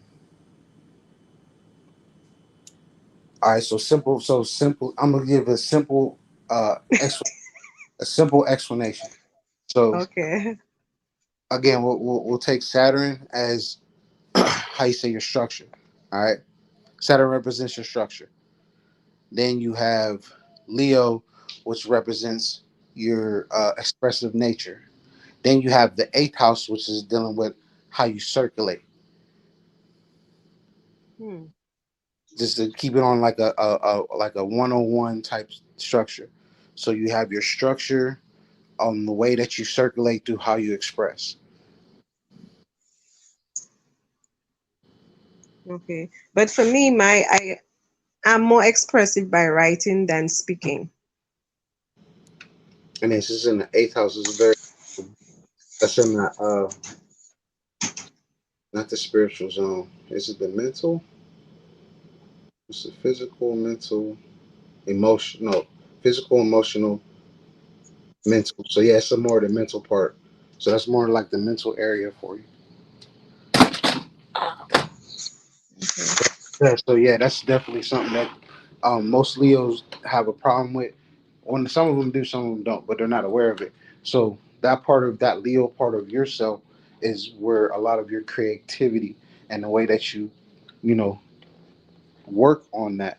The way that you work on it is in the area of writing, or or learning something new, or learning a technique to let you go, or to share your information with others, or help other people build things. But you are also limited in that area because you don't want people to see you in this different light.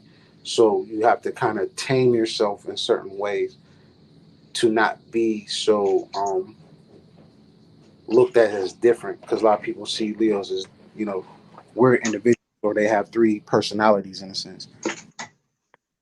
Okay, but I'm not Leo though. I'm Libra. My sun is in Libra.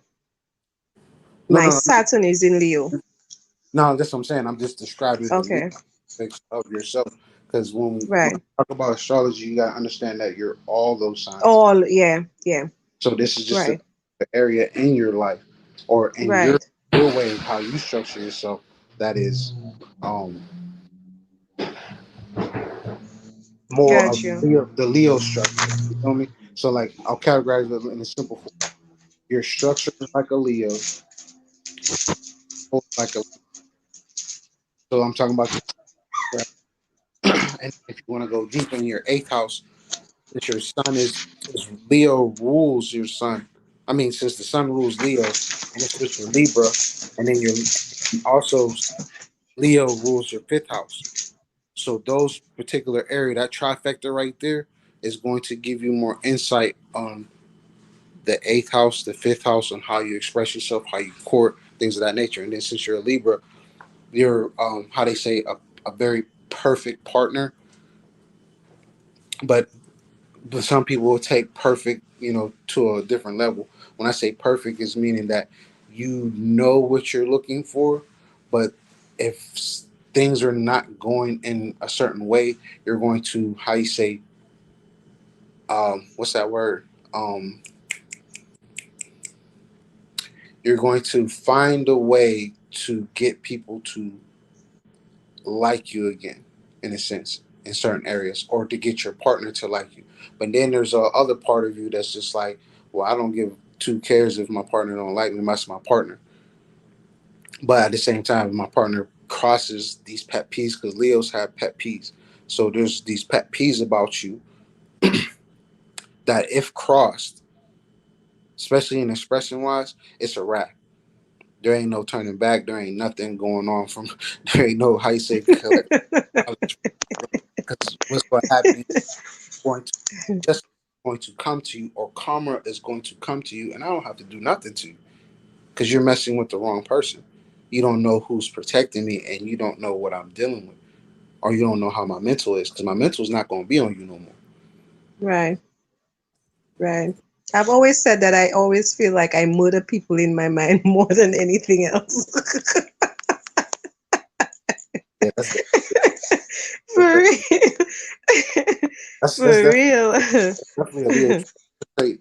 That Leo trait about you, that's definitely Leo, because Leos, we do that all the time. We look at a person and we have definitely, especially if we don't like you, or we're like, trying to get to know you, we're all probably already, like, in our mind, we most likely killed you about 30 times already. Like, we just Yeah, had a whole quick flash, and it's just like, all right, yeah, you're cool. I tortured you. right. Let's see And what what you. does Jupiter represents in your chat? Abundance, right? Wealth? Yeah, for me, it's the things that expand in your life and the things that you expand in other people's life. That's how I view it personally. Okay. Okay.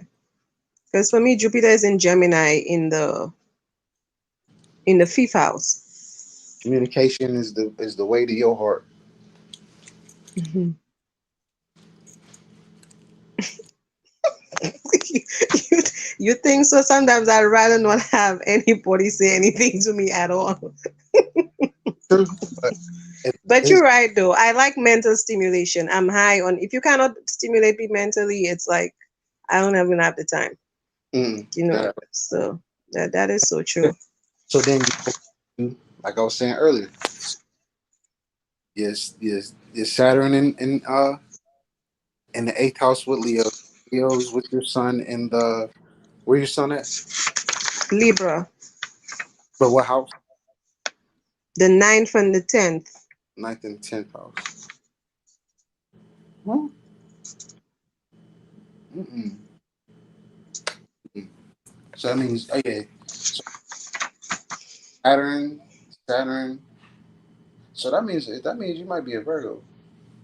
That might be it. Well, yeah, because if you go since Ophiuchus came in, you have to go back, push your Mm-hmm. dates back a month. So Well, that's what not they keep saying. necessarily push it back a month. This is more so learning the flow. But that's Yeah. that's the here there. But mm, so then that changes everything. Then, if that's the case, I mean, it's still the same regardless.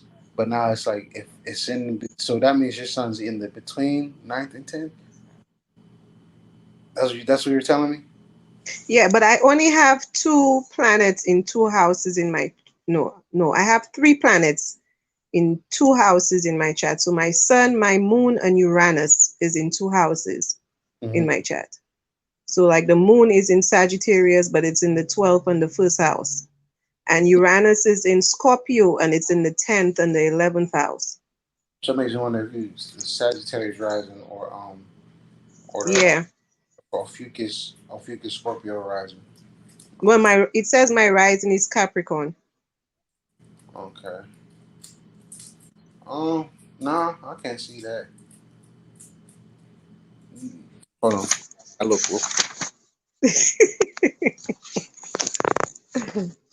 Oh no, no, I can What? see. Okay.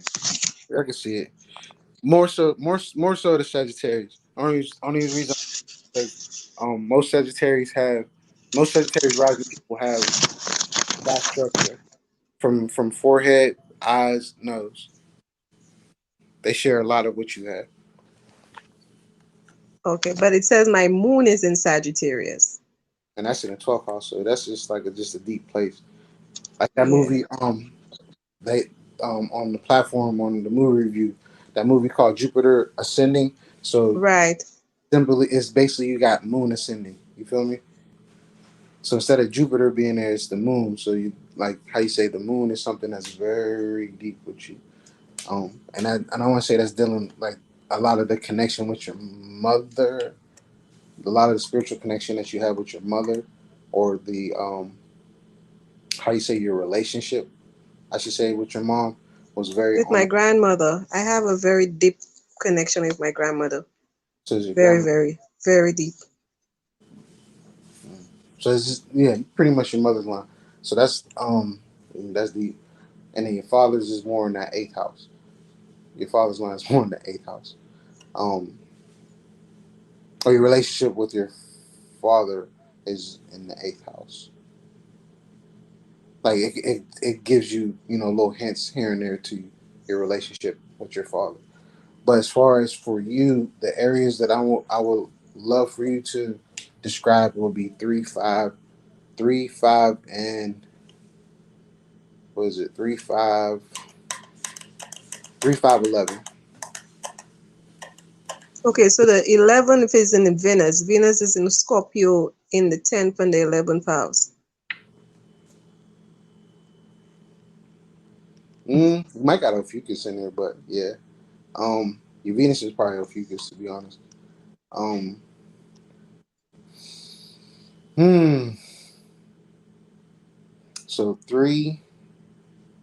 3 is in, it says P Fortune. I don't know what P Fortune stands for, but That's it's in Pisces in the third house. so 3, 5 is what was 5 again? 5 is Jupiter and Gemini. hmm So 3, 5, and 11. So those three places tells you a lot about who you're looking for. Okay, and it says my true node is in Scorpio. It is in the 10th and the 11th house as well. That means you and again you might be or oh you got that same thing like Joy. Joy's is like that too. Joyce has the true node in Ophiuchus / Scorpio, and your south node is in Taurus. So you're like pretty much the reverse of myself Oh, okay. when it comes to like our how you say our connection in a sense. How I see those particular points, those specific ones, the true nodes in a sense. I see Mm-hmm. it as especially if it's in an area of common interest where I'm going, you're coming from, and where you're going, I'm coming from, type thing. Like I came from that place, you're going there, and vice versa. Right, So it's like right, a lot of a mutual exchange of learning what it is from each other to get to that point. right, To step into the doorway of like, all right, I'm telling you all the secrets of let's say for instance, I'm telling you all the secrets of Scorpio. You need to tell me all the secrets of Taurus. So when it's time for us to move into that point of our destiny in a sense, or that pathway we're going to take to get there, we have an advantage on both ends because I know where you're going and you know where I'm going. hmm. So we're going to help each other get there. Okay. But yeah, that fifth house, 3, 3, 5, 11 is something that I And would. don't forget, my 11 is also in Uranus too, in Scorpio. So that's like dealing with the amounts of change, the amount of change that you deal with.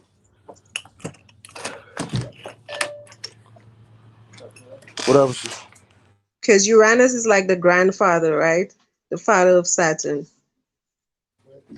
Mm, so you got that. Hold on. You said it's in the where again? You have Uranus. Uh, is in Scorpio in the 10th and 11th house.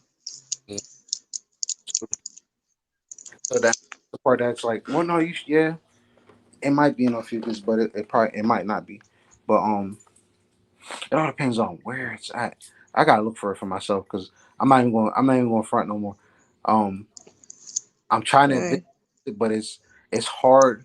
Like it's hard not seeing it. Like I'm picturing it. You can see my eyes going. Like I'm literally trying to picture everything, but at the same time, Right. I know where certain placements is. So, but if I don't want to give bad information because Right. I Right. know Got you. it's there, but it's Right. truly there because the system that they gave us that will, like I said again, is dealing with the ages, but it Okay. does help. But you have to know the actual um allotment of each sign when the sun travels through. And the same way with the planets, because then also those planets could be in other constellations. A lot of people don't know. Like say for instance, the planet Right. in Pisces, it could also be in Cetus. It can be in a whole nother constellation. We don't know that. When it comes to um where Gemini is, your sun or Mars or whatever planet, it could actually be in the club of Orion. You feel me? So Right. there's more to it, but as for 101 speaking and talking on it to help you find certain things of when it comes to the way that you court, more so the fifth look at your fifth house. But you're right though, because it says in the fifth house, I'm in Taurus. Mm. So you got Taurus rules the fifth house. that Taurus attitude. Yeah, that Taurus attitude. A lot of see a lot of beauty. It's like how you say you like see a lot of the beauty, or how you say I can say it like this. You have you're ex- very expressive when it comes to like if I were to put ancestor in right, and I'll use Oshun. That's something that's very powerful for you in that fifth house. Right. Because Or that's the go bull, to right? That's the Kemetic. mother. And if you go to Kemetic, you're dealing with Heharu or Ptah, and so on and so forth. So like when I see Or it, it's Hathor. or Haftor, correct. Yeah. Those individuals, just people just looking up their traits, you'll be like, okay, I can identify it, but now you have to go deep down inside and bring you who is that entity. You feel me?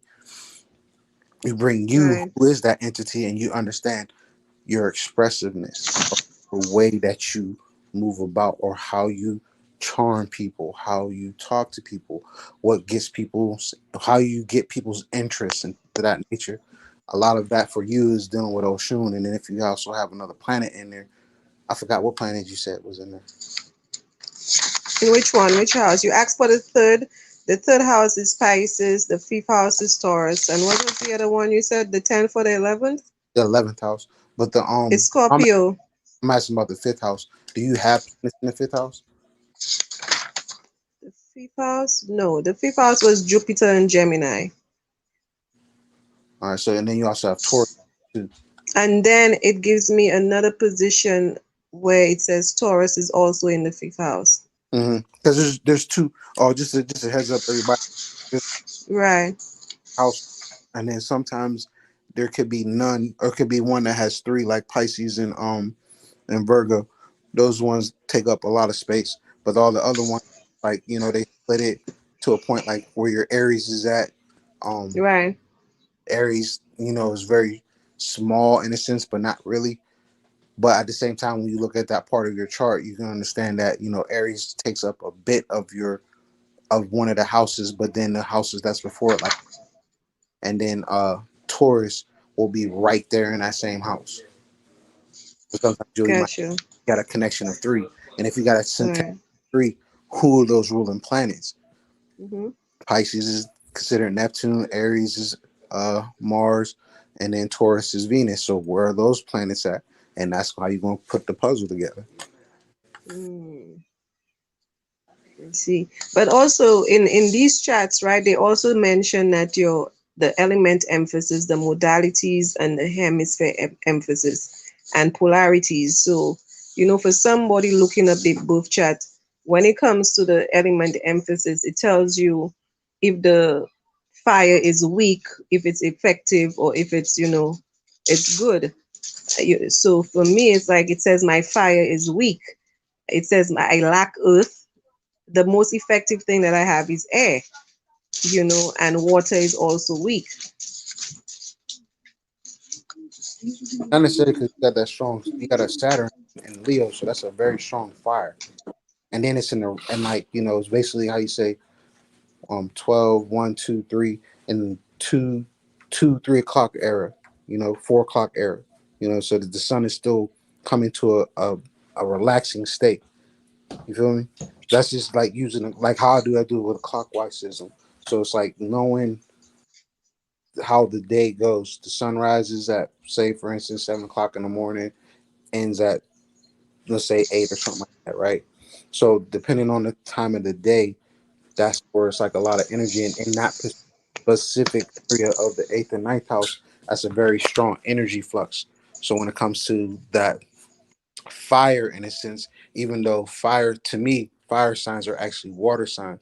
So in a sense, you have a lot of water when it comes dealing with that Saturn in that eighth house, which is ruled by a water fire sign, which is Scorpio. And where Scorpio, Mm, so 11th house, yeah, Scorpio's in your 11th house. So it's like putting a puzzle together, boom, boom, boom, and that's how you'll be able to be like, all right, I know what I'm looking for, who I'm looking for. I can give them certain parts of myself, or I can step to another arena and be like, all right, do we match? And if we right. don't match, by all But means, why is Sister Joy though? Sister Joy just left the room. I have no clue, no clue. But we just started talking. I'm still here. I just was putting the focus Si- on y'all too. We still Sister here. Joy just left the room and just left this whole podcast No, up I to wouldn't us. leave. I still got some things to share, and I'd have to shut the studio down unless Ron Tef gonna open up his laptop. I'm still here. Oh, okay, okay. I'm So he still was here. just giving some insight on the different houses and the planetary Right? Yeah, positions. I heard everything. Yeah, on how. So, for anybody who is here listening, these are the type of things that you should be looking for when you go into reading the birth chart. This is what we were trying and do. It wasn't about trying and figure out if I'm trying and get a courting partner. We were just trying and break down the different aspects of the birth chart to understand deeper as to your weaknesses and your strength and what to look when it comes to courting and dating. Hmm. And I'm trying to Sis, focus it all on relationship. The whole house. I'm just trying to think of relationship, right. area of, and right, what I've been speaking on was more so in the area of dating. Now when it comes into the courting part, that's when it gets a little complex, because now each one of them is going to tell you about wherever Venus is at, and wherever Venus is at. Mm-hmm. For me personally, wherever Venus is at. Give me a second. I'm over here doing multiple things at once. So, Venus to me personally, Venus to me is something that I truly look into when it comes to, for me is in the area of courting. Wherever Venus is at gives me more insight to what my drive is when it comes to when I put myself out there in courting. I always look to see what Venus, because Venus is one of the easiest ones to see, because it's the one that looks like a crucifix in the sky. That's how you know where Venus is at. When you look Mm. at all the stars and when you look for planets, when you look at Venus, Venus literally looks like a crucifix. It's Okay, so let me ask you. So you're saying Venus is the one that you should look at, but for me, like my Venus is in Scorpio in the 10th and 11th house. Am I looking for somebody with more Scorpio traits? I'm trying to understand what you look, because you said that's what you need to look for. So with Mhm. that being said, what is it that I need to focus on? For you, Mm-hmm. and it's in you said the 10th, 11th, right? So Yeah. when it comes to simple forms, I'm gonna just put in simple forms, basic wise. It's 11 is dealing with groups, 10 is dealing with reputation, Scorpio's dealing with um the unexpected nature, or the unchangeable nature that changes on its own at will. Then you have Venus, which is just basically the embodiment of your love. So when it comes to that particular person, they they cannot be afraid of your, how you say, your family values. They can't be afraid that if you are the mega breadwinner, in a sense, they cannot be afraid of that. They cannot be detrimental to your reputation. They cannot um bring malice to your friends, because your friends are very important to you, but at the same time, the more so of the ones who are the acquaintance is the ones that you really don't give to, give two craps about. Right. But those who you truly protect, is Right. that's Okay, those are the got ones. you. That person has to be okay. I want to say okay, but that person has to see the value of your your friendship, or the people who inspire you, or the people Right. who um or respecting your goals. And no matter what type of uh practice, belief, or just way of life, they they can't be shy. I put it like that. If they're a shy individual, is that part of you is gonna kind of nudge them to do things, and they need to work very well to get your respect. Because if you don't have respect for them, especially when it comes to your people or the things that you respect yourself, it's not going to work. Because why? Because that's very dear to your heart, Yeah. and that's where your I don't want to say that's where your heart lies. Like how they say that the uh the way to a person's heart is to his stomach. The way to this person's heart is through respect. Absolutely. So Joy, I want to know, because we have to tell the audience, where we at in regards to you and the candidates that you had, because we have not spoken on any of those candidates tonight, and I'm sure the audience would like to know, have you decided to just scrap off all, or have you decided to choose one, or is Ramutev still working on the chats for you in regards to those candidates? What is the final analysis of those candidates that were chosen? So, um, Ramutev, what was it? 6 total candidates, Um, but once we we only did readings for re- 3, yeah, we only did readings for three. One we already had. No, we did readings for four. 3, We did readings for 5 out of 6. not on the Now on the platform. broadcast. No. We did three on the platform Yeah, and two behind. yeah. Um, so what's great is the information that we'll be sharing is information that is public, because that information was shared on the first episode, Hmm.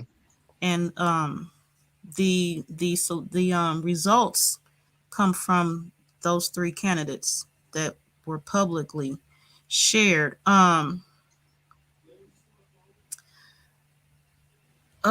I don't even know where to start with what to share.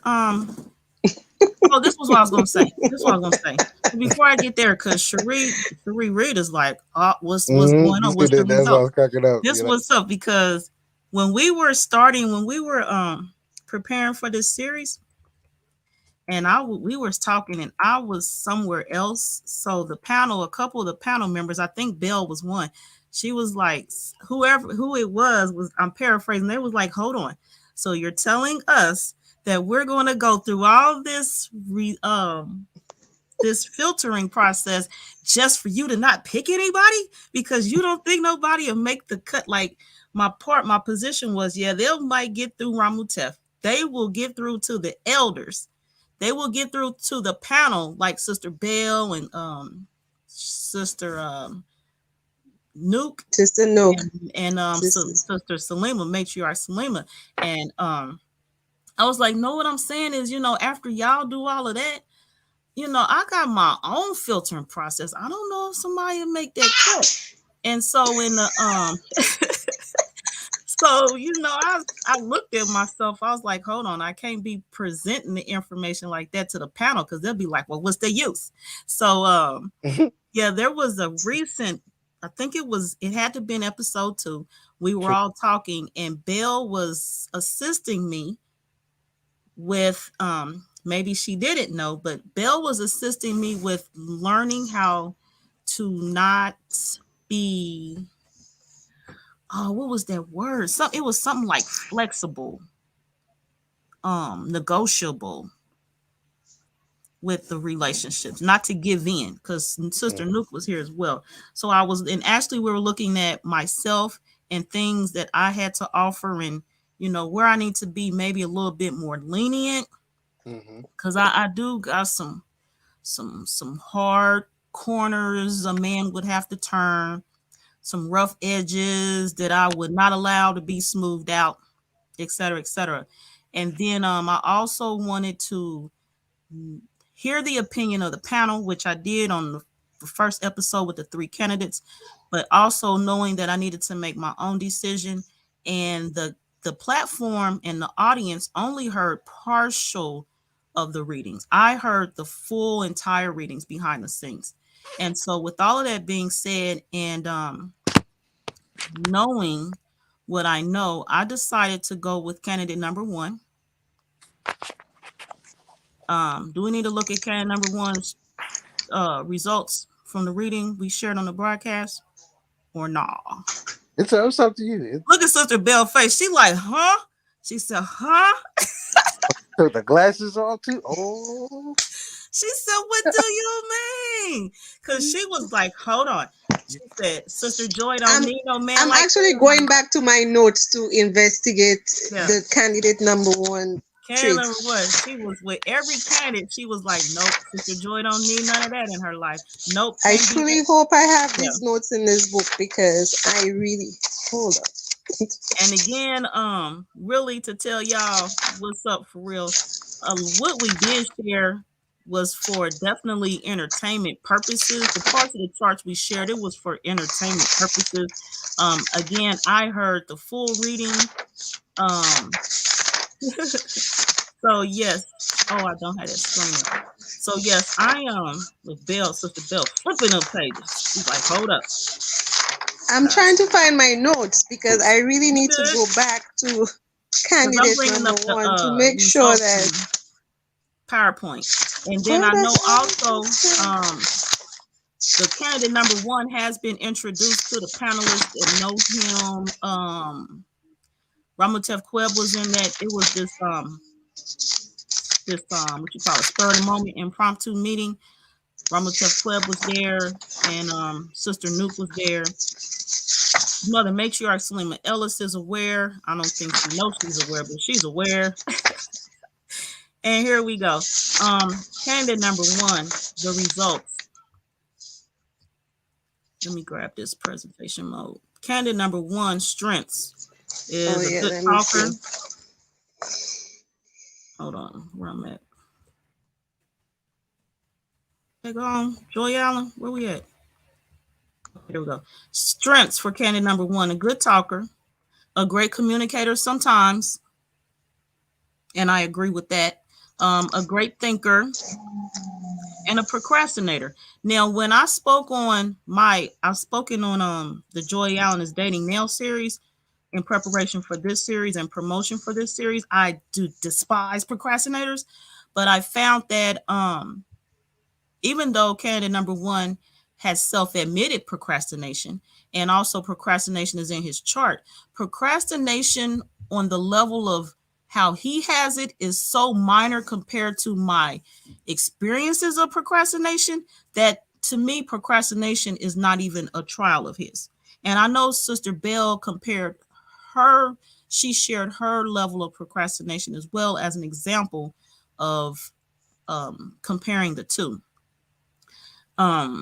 So when it comes to our charts together, his strength is said to be intimacy. I could see where that over time, and I let some walls down that will be easily accepted as it has developed. Trials, they war with each other a lot.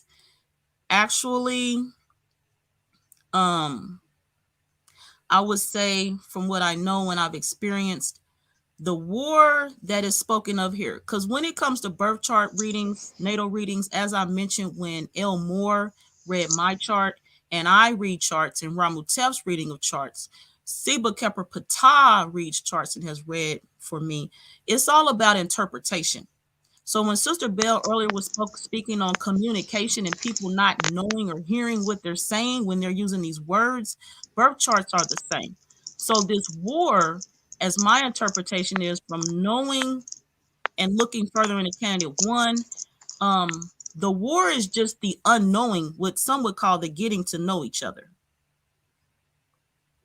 And I have this feeling that the getting to know each other, it's a trial in the beginning, but over time, of course, we'll get to know each other more and that will fade. And so what was I going to say? War with each other a lot. Yeah, it's just a matter of getting to know each other. So this is where our biggest war, our biggest issue has come with. And I'm going to say is this. Our biggest war right now is coming to this platform and putting myself in the position of the hot seat and being the example of how to court and, you know, the what to do.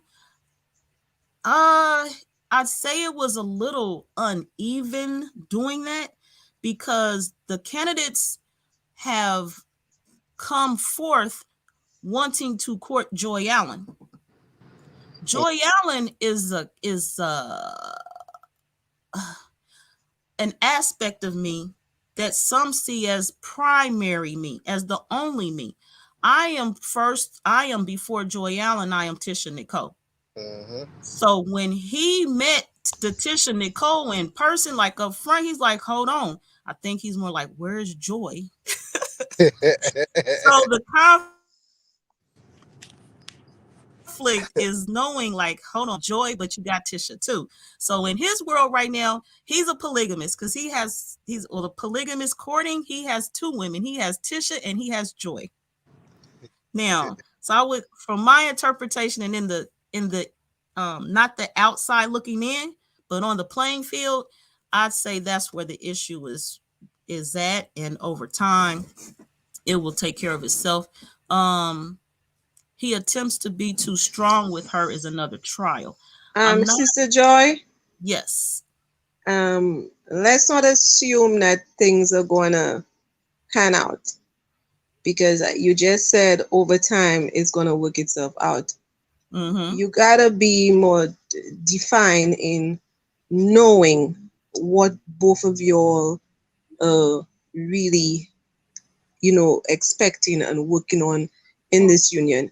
He has to be on board in knowing what his weaknesses is and if he's willing to work on it. It's not familiar. Yeah, but then familiar has he agreed to work on those traits? He might know, you might have mentioned it to him, he may have, but have he said to you, look, this is me, I am aware of what it is, but I am willing to do the work? Yes, we have spoken on that, and he has also spoken with Ramutev. Yeah, so Okay. again, there's a lot of stuff that's going on behind the scenes we have not shared. So I appreciate your questions because that helps bring more clarity to what you all don't know. But I know, he knows, and Ramutef knows. Okay.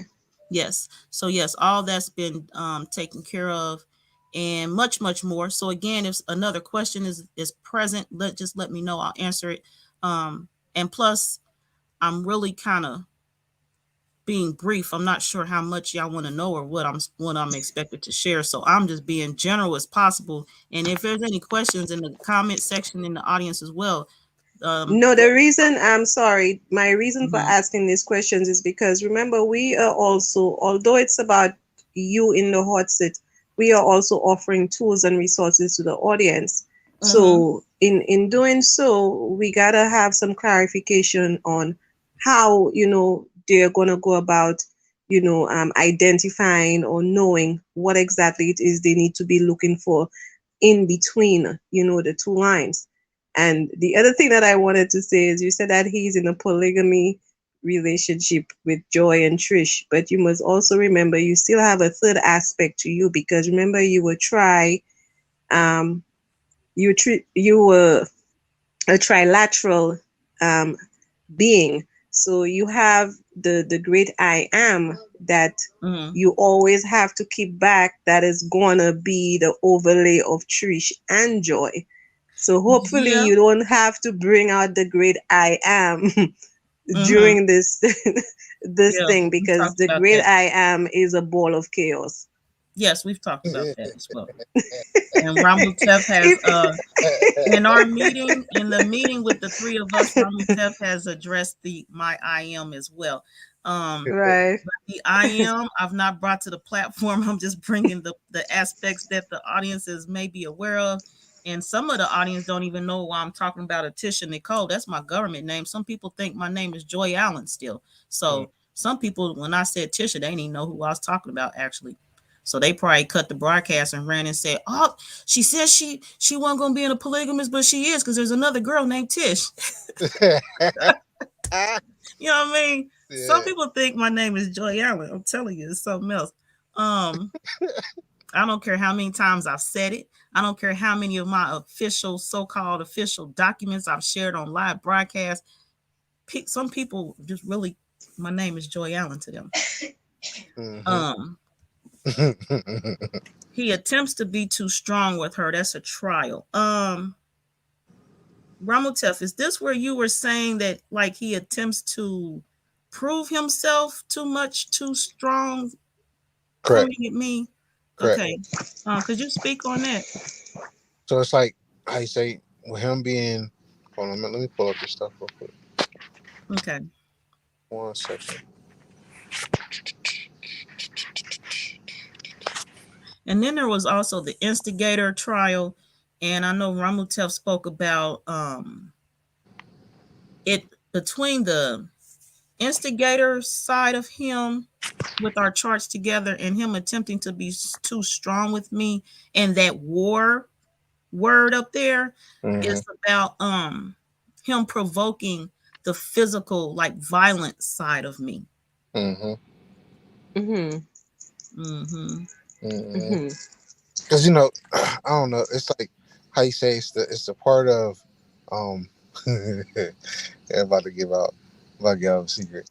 It's Get what it. it's us trying to find out how crazy we can take her. And then once we find out how crazy she can get, then that's when we just back off because we know not to go that way. And it's just more so like, I want to experience her craziness. So what can I do to drive her crazy? Oh, I'll keep poking her for a little bit. Like I'll take a broomstick or I'll use my finger, like put my finger in my mouth and put it in the ear type stuff. Like just doing like, type, That little would things to definitely provoke. send me Look, crazy sharp ain't because just I the hate ear. that type of shit. Yeah, it's like let's see how far I can drive her, and then when that person comes out and we're Mm-hmm. not ready, then it's like, Mm-hmm. oh shit, I really fucked up. So now what do I got to do? I got to find the person that I'm interested in, and then from in his case he's dealing with 3. Mm-hmm. And that's just for any man and any woman. There's 3 aspects to everyone. And it's not saying that, we all have um schizophrenia or nothing. It's not that at all. It's just that there's certain versions of ourselves that are very real and very personal. And then it's like we keep it hidden from certain relationships. And there's some of us who just basically just show you straight up, like, this is me, this is how I am, take it or leave it. But if you ain't gonna take it, then well, I don't know what to tell you. I really don't know what to tell you, because you about to find out. So, But but I also learn that we also have, some people say we have 7 souls, or we may have more than 7 souls, and the 7 souls, I'll just keep it at the number 7. So in regards to, the 3 aspect, or the trice aspect of the being, you have to remember, with the 7 souls, that animation now is trying to like integrate itself within the 3. So you don't know what you're going to get, based on the soul aspect. And sometimes, and I would like to see Joy express herself more, because she's so reserved and so contained, that mm, I would like to see Trish. I don't know if I want to see the great I am right now, but I would just like to see, her be, a little more Lilith, is what I'd like to see. Well, I've Because actually shared Tish and Nicole on some broadcasts. mm-hmm. yeah, And the other night, I've watched it. okay, cool. Yes. And the other night, Thursday night, I had a study session. So I was Oh, chilling I with my, didn't see that one. yeah, I had my glass of Moscato and my Oh, oatmeal cream pie. Yeah, I was chilling, Bill. So yeah, I've been working on expressing myself more. yeah. Yeah, and Yeah. more of Because myself. what I've learned is, I think you trying to trust again. That's what I get from you. I could be wrong. I get the sense that, you've been hurt, and where trust is a big thing for you. But what I've learned that I want to share with you is, we don't really have trust issues. What we have is um not trusting or overriding when we know something is not right. Because our intuition, our instinct always lets us know that we shouldn't do, or we shouldn't engage, and we always override that. But then when we get hurt, now we want to look at it as the person hurting us. But we were already forewarned by spirit not to venture into this. Stay away from this. Hold back a little bit more. So, in moving forward, I don't know how serious candidate number 1 is going to be, or what direction it's going to take. But what I would like to say to you is try and trust yourself a little more, or trust your trust a bit more, knowing that whatever trust that you're going to give, you're giving it knowing that even if this person do some shit, you didn't give it by overriding. You gave it because you trust yourself enough to know that I trusted myself to know that I would still be grounded, I'd still be protected, I'd still be whole in spite of me giving that to you. So now that is on you. Mm-hmm. So it's like, when I look at the chart, right? So with Joy being in his world, hold on, I had to make sure my mic was on. With Joy being in his world, right? So a lot of his he has a lot of energy in his 11th house, right? Mars, his sun, his Chiron, his moon, his Venus, and his Mercury in 11th house. Where Joy in his world, she has her sun, Mars, and Mercury in her 5th house, or in his 5th house. Where it is also in his 5th house, he has um Uranus. Where is that? Uranus in Libra. It's like on the edge of Libra. It's in the cusp of Libra and Scorpio, because this planet is Uranus is in retrograde. So you have that particular part of his world, the expressive world, going opposition with his 11th house, which is his inspiration, so on and so forth. He has all those planets going in opposition with your Sun, your Mars, and your Mercury. That goes in conjunct with his Lilith. Is that his Lilith? Yeah, his Lilith. Yeah, his Lilith and his Uranus. They all work. Y'all, those parts of his world and his inner world work together, but they're in opposition with his primary planets of his Sun, Moon, Mercury, Venus, and Mars. And then since he is what you would call a Gemini rising, that 11th house is very deep for him. So your actions, your mental, your soul going in opposition or having a tug of war with his Sun, his Mars, his Chiron, his Moon, his Venus, and his Mercury. It's a very um, it's a very it's difficult, but it can be a great experience. But it all depends on how things are done when it comes to what you provide and what also he provides. He wants to give, and you want to share. But the thing about it, I mean, the thing about the two is that he's more competition is his thing. And even if and not saying that, you know, relationship is also seen as a competition, but in a weird form it is. Well, since we're in the realm of relationship. So the more he's challenged, the more you challenge him, the more he's going to be on on board. If he's not challenged, then that's when he feels like he's overpowered. And when a person feels overpowered, then what do? They always rebel. Or they may confine. So those are like the two things that you're kind of dealing with when it comes to knowing, or how you say collecting the data on how things can be, because it can definitely be a good thing. However, it's more so on the line of I push you and I'm gonna keep pushing you, and then it's gonna get to the point where he's gonna feel like I don't want to be pushed no more because I think I can push myself, and then that's when the conflict comes in. So the the underlining of it is that the more honest you are with each other, the better the relationship becomes. The more that you're able to push him from procrastination, the better this person is going to actually become. When it comes to himself, he has to really he really has to take it in on where he is actually going in his direction for courting. Because as you said earlier, these individuals are looking to court. But if they don't understand the realm of courting and what it entails, then by all means, it's just going to be a work relationship and nothing more.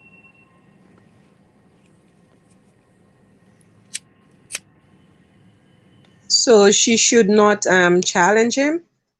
No, she's going to challenge him because Okay. that's what Yes, I like challenge him. he likes to be challenged. I mean, I don't want to Oh give the well, that's good though, because brother this, that's but he that's her role. She's supposed to challenge him. You well no, already know I'm he's a coming competition. with the He likes challenges. competition. He's a very competitional person. Like he's all about, you know, everything. I don't want to say everything is seen as a competition, but everything is seen as a competition. For him, it's all written. In the stars, it's all written. Well, he Mentally, has to redeem emotionally, himself. To get a lady like Joy, you and gotta then be able to conquer all. Oh, so he's I'll go ahead. gonna conquer. Redemption. So Yeah. let me share a example of competition between with me and him, with candidate number one. So he's aware of what I know in part just from my platform on my awareness of crystals, for example, and orishas. So one of our first encounters together, he came with a book on orishas. Like, oh, I got this book. This lady at my job referred it to me. Here, look at this. I'm like, I skimmed through it. I said, okay, yeah, I know this stuff. This is like beginner book on orishas. I'm beyond this. So then he just took the book like, oh, okay. So he comes to the table with like more information on orishas because he just has to let me know that he knows, you know what I mean, on orishas and chakras. So it's like that. So I'm like, yeah, I know about chakras. He's like, oh, I know about chakras. And I got a t-shirt for each chakra and a color of the chakras. I'm like, okay. Okay, so I think I know who candidate number 1 is. Share Bill. Because I saw candidate number 1 with his heart chakra shit, and I was like, okay, should I ask or should I not ask? Because I don't like to impose. But now that you put it out there, I know. Okay, all righty. What's his name, Sister Belle? I have no clue, Sister Joy. Goodness. Okay, can you describe him physically? Or where you see him at? Where you see that Tall, chakra shirt at? built. I just saw. I think it's on your page. I think. I don't. I could be wrong, but I'm thinking that's the person. Since you said heart chakra, he has a shit for each chakra. Oh, okay. Go ahead and with the description, please. We're gonna get this sketch, this composite together. Is he tall? Check. Okay. Is he light skin? Check. Okay. Does he like to work out? Check, and check. Oh, okay. Well, my books is in order then. Her books are in order then. Okay, so reveal time is y'all ready for the picture? We want to see him? That's up to you. I don't know if you want to put him out there like that, but then that's he up to said you. he's good. Yeah, And if you know who I know, then you know he good with putting, he ain't shy with that camera at all. He's given his permission. And Okay. he's even almost maybe willing to speak to us here this evening as well. Y'all remind me of Lava Boy and Lava Girl.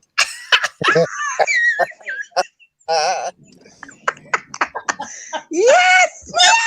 Yes! Y'all look like y'all ready to just get casted in some science fiction movie. I swear.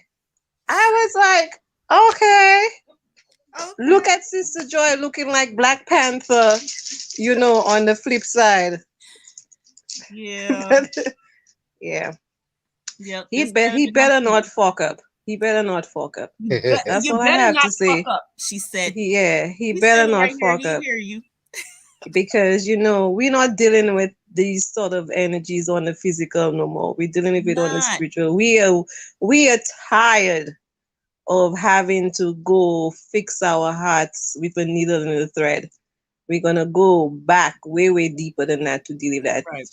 So he better not fuck up. Is all I have to say. Oh goodness, she has spoken. You better not fuck up. She knows no voodoo. It don't matter what she knows. She know you better not fuck up. I don't need to know nothing. I just need to know that you better not fuck up. That's all. I don't need to know a thing. He's speaking. He gonna speak. We're not gonna speak that into the universe. We're not gonna speak that into existence. Yeah, but the universe has fucked up energy. We cannot think of all the nice things. You understand me? But what I'm saying is you better not be on the side of the fuck up. Try and maintain that line. Don't flip the scales this way and that way. Just keep it even keel. You said your energy is good. My energy is good. Okay, that's good. I don't got no. That's good. That's good. But I would like to hear Sister Joy speak of your energy, not you. Self-praise is no praise. Okay, what would you like me to share, Sister Belle? You have specific questions or something? I know you're smitten. This much I know. And I like to see, I just like to know when a heart sings, and your heart is singing right now. It is. You asked for the other side. Go ahead and make that album. That's all I have to say. Right, What album? Ramtef? What album? Yeah. No, because I said your heart is singing right now. So Okay, I got meaning that you're gonna make multiple songs. So go ahead and make that album. I didn't send you to make babies now. I said make an album. Oh, now hold back. Let's talk about that right quick.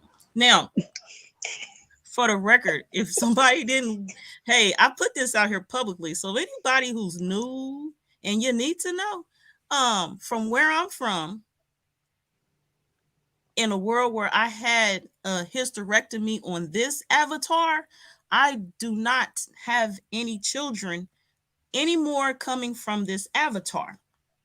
Now, since some time now, I have heard that, with eating well and raising your elevations of awareness and self and some other things, that those parts can actually grow back. Like people who I was just about to tell you that, Sister Joy. I was just about to tell you that.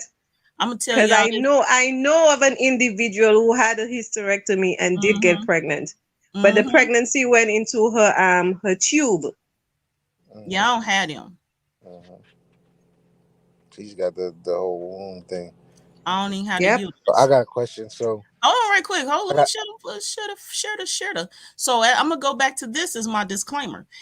If this avatar I am carrying has a pregnancy, as I shared when I first knew this, and people were saying stuff to me back in the day, there is a particular hospital I will be visiting, and they will be receiving some legal paperwork, and that's my disclaimer.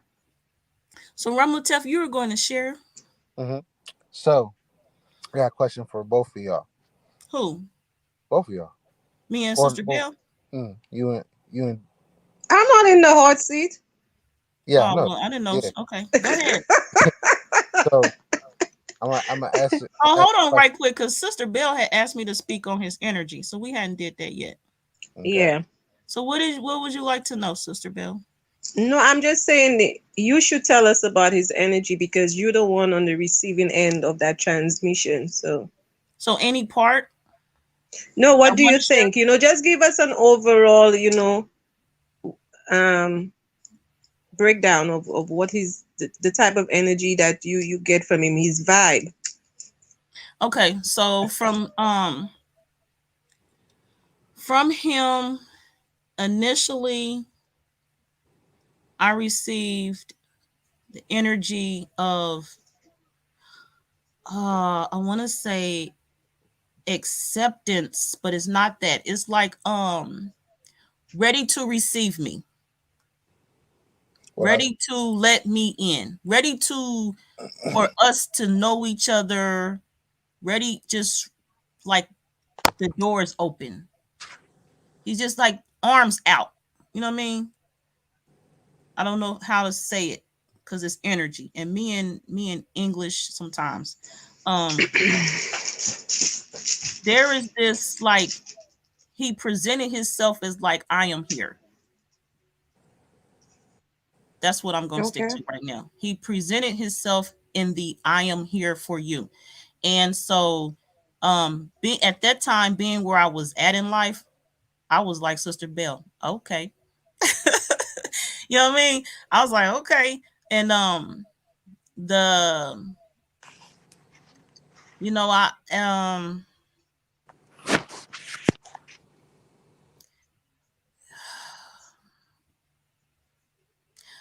okay, I don't go too far back, but for right now, his energy is one of a caring nature. He has a looking out for me nature. Anytime that I doubt my security or my surroundings, he's quick to let me know I am safe, that there's nothing I have to worry about. He always reassures me that I am the safest woman on the planet. So sounds like he brought the cloak, so that's what's up. Yeah, you know what I mean? So it's like it goes in the line though. Do you I'll put it like this: for both of y'all, do y'all believe or know of reincarnation?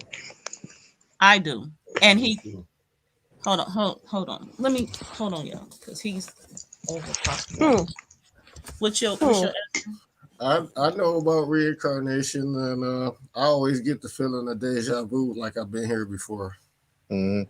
So I'm going to ask you both this: when y'all first initially met, mm-hmm. not just like oh hey, my name is Jeffrey, my name is Joy or Tish. I'm Mm-hmm. talking about the first moment that you met. When I Mm-hmm. say that is when you look into each other's eyes. The moment that you looked into each other's eyes, did y'all get that recognition? Like, I know you from somewhere.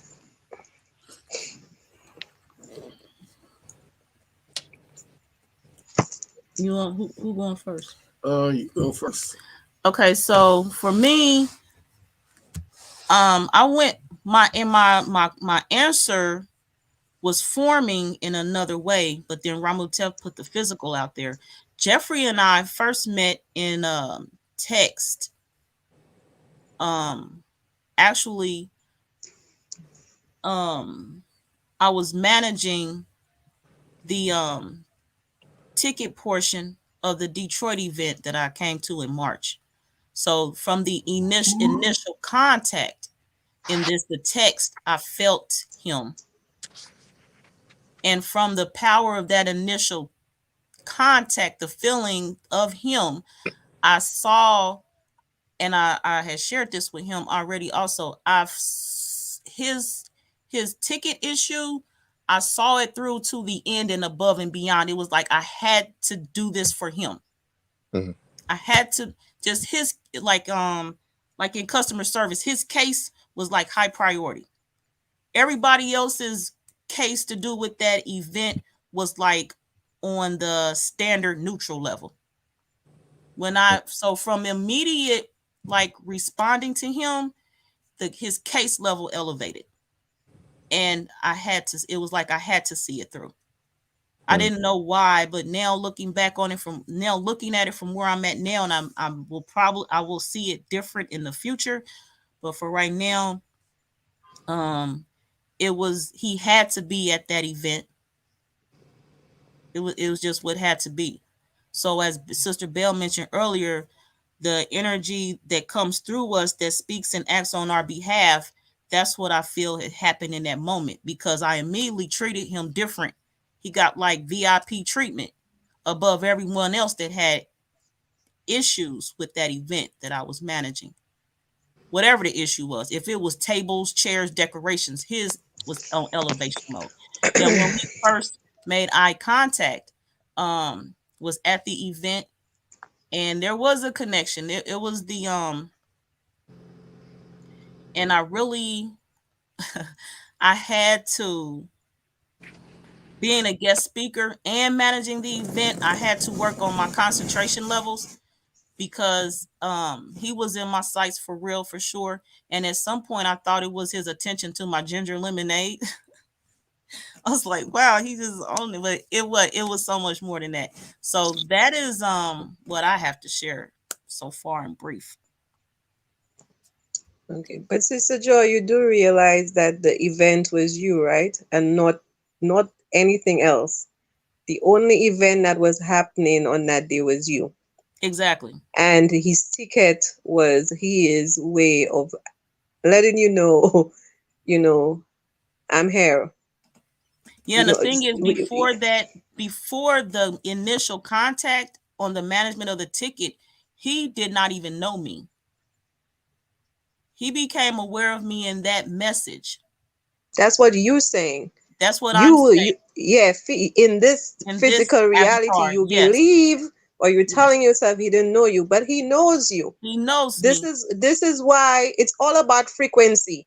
Mm-hmm. He knew that there's some place in Detroit that I needed to be because there is somebody that I needed to go see. There's Yes. some mission that I had to accomplish.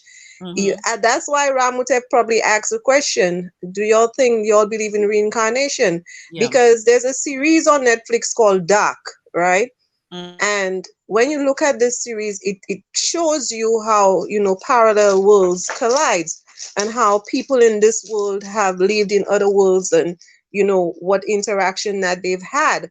And the pieces all come back together. Maybe further down the line, you all are going to be like, as he said, he's had deja vu moments. And I'm certainly sure that one of those moments tuned into some frequency which allowed you all to cross paths again. So don't Mhm. ever sell yourself short of thinking that, this is a first encounter. This might have been, you know, your king in another Mm. lifetime. You Well, understand me? actually, yes, spoke Yeah. to him about a dream I had before I came to Detroit, and I took note of it, and the word king is in the title of that note. Mhm. Yes, we've talked about that. Um, what was the initial question? Because he didn't answer yet. Yeah, it's like when y'all first initially met. Like I'm talking about eye contact. Do you did he did you feel that you know this person? After the eye contact and we spoke, it was like uh, I'm too comfortable. I'm too comfortable expressing myself around this person. Like I feel like I know her. Like I could talk to her about anything.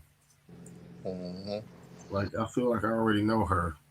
Like even like she'll see something I post on Facebook, and she'll text me like, "Hey, are you okay? Everything going okay? How you doing?" And I'm like, "Wow, she really checking up on me. Like like she know me long. Like she know me already." I'm like, man, she calling to check up on me like somebody that care.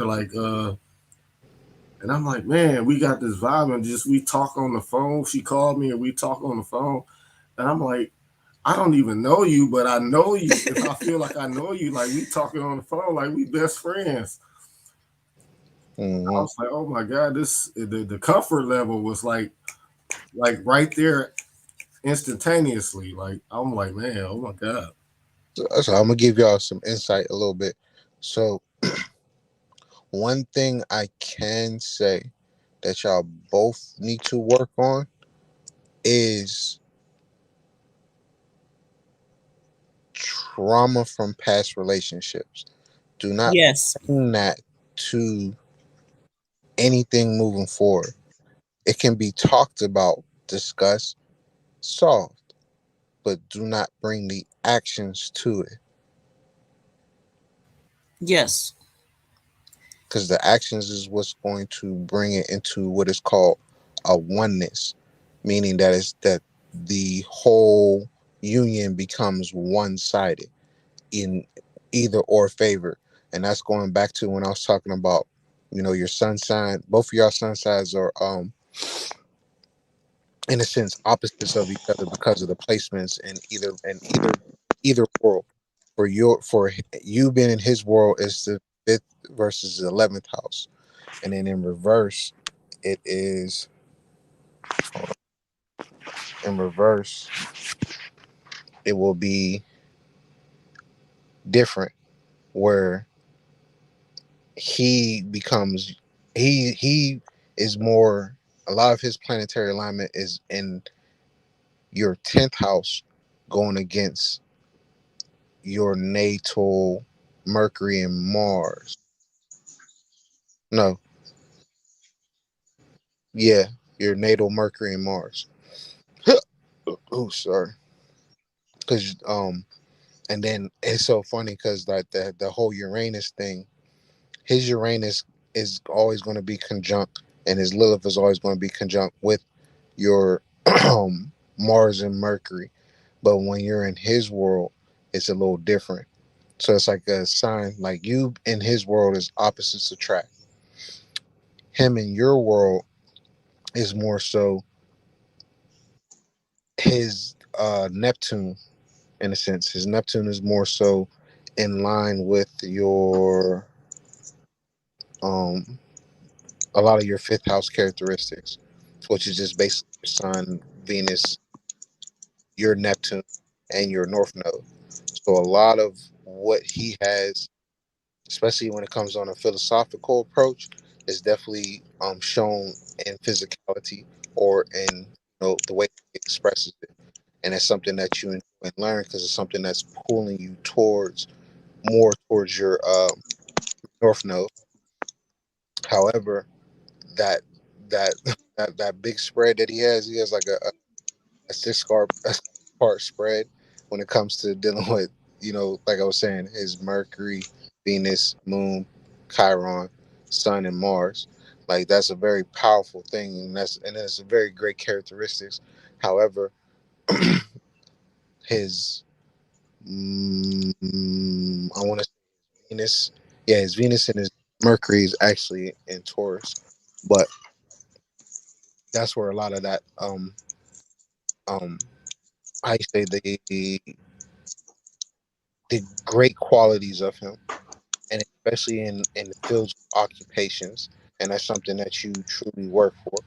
But one thing I can say is the only part that's truly a struggle, I can honestly say is truly a struggle, would be that fifth house, ninth house,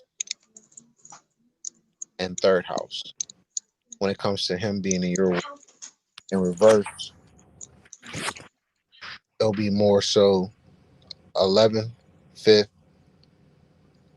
and 11th, 5th, and yeah, 39. Yeah. So those like it's like a basically opposites attract in a sense, but more so on a level of um for him it's more so understanding more of his how you say his Gemini nature, or he has how you say get more of an understanding of your Cancer nature. And the end result, it's a very long lasting, but you have to overcome some obstacles, and it's not a lot, but it's more um don't discourage, because there are going to be sometimes that it might pop in here and there, but don't make it a thing. The more consistency that's in, belittling in a sense each other, even though it might seem like, I can take it here and there, or those are just jokes, but sometimes those jokes can be actually harmful and we don't really realize it.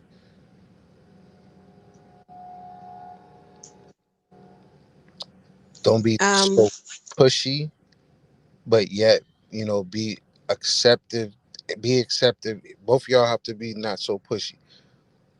One has it's a territorial versus I need things to go this way. That's basically the main conflict.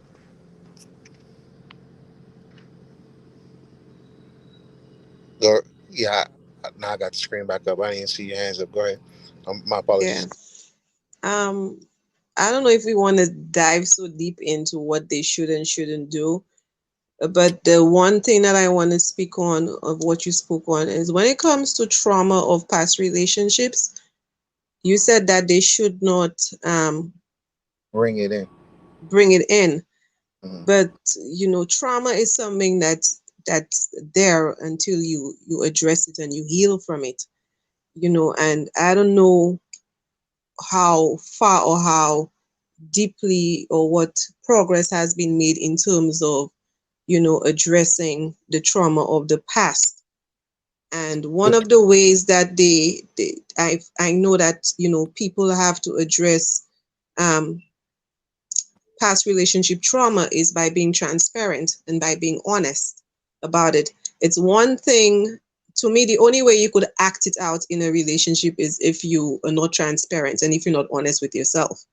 But once you've gotten to the place where you have spoken about it, you've addressed it, and sometimes something could trigger, something that is not healed, and that person could be like, oh, this trigger is because of so and so, and I need to, as she said, that reassure this person that I'm not here to to do this, or I'm not your past, and do you understand that this is something that you need to at least try and work on still, because it's going to come up. We've Anybody who's gone through any sort of trauma, relationship wise, or any type of underlay, you have your trigger points, because healing is an ongoing process. You do not just identify something. It's not like getting cut and then you heal. And yes, you heal, but you still have a scar that's going to remind you that you got cut. And depending on how you got cut, it will trigger something in you. So it goes the same way with relationships. I don't know if not speaking about it is what should be said, or not denying is the word that we should use, because once the denial comes in, this is where things start to fester. Because if you're triggered by something that I say or I do, and I'm telling you the only reason why you triggered is because you taking it based on what has happened to you in the past, which is not what's happening here. You know, if we cannot have that sort of honest dialogue between us, how are they supposed to move beyond, that sort of trauma?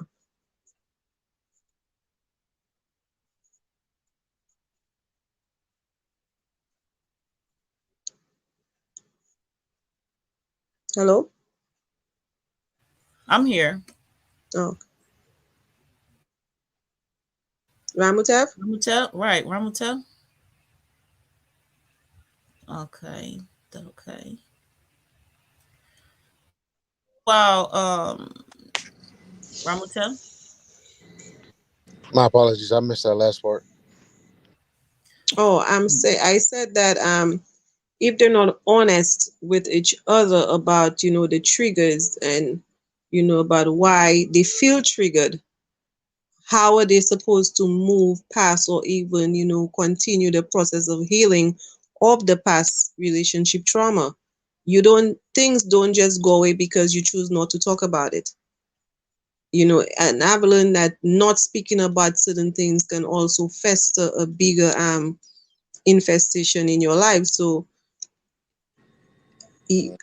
I'm saying that I don't know if not talking about it is the word that we should use, or No, I not said denying what you feel in that moment. Because if I feel I jealous, and thought if I Ramutel feel said talk about it. insecure, ah, I thought I heard Ramutel say we could talk about it.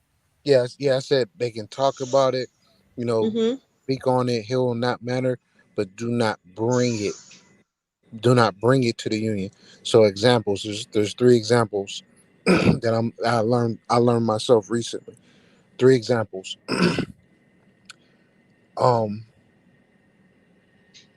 if you haven't cut ties, and you really don't, and you really honestly don't know that you cut ties, gratitude, that Cherid. that's I'm something listening. that's something that you gotta make sure that doesn't bring, and that's on both sides. The other part is that when it comes to recognition, like if you see certain behaviors that were in a previous one, don't react so harsh because it's not the same thing. Also, when it comes to trust is a very big thing, but there is no trust unless there's honesty. And that was like the main thing that I spoke on, because that's something that is needed. You have to be honest and very transparent in your union, because if there's any slight hint of deceit, that's what those things that I spoke about earlier about the traumas, the relationship that's brought into a union, Um, and then it becomes one-sided because it becomes either Joy's way or Jeffrey's way, and then one is going to feel belittled, and then that's where a shit ton of conflicts comes.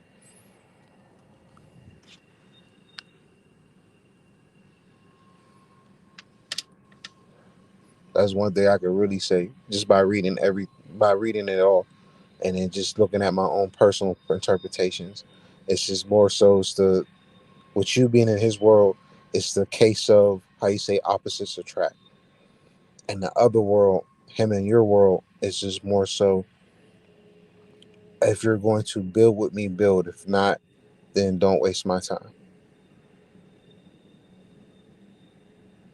That's the Hold on. Say that last one again. The build one. yeah, if you're going to build with me, build. That's whose world and who? That's him and your world. Oh yeah, for sure.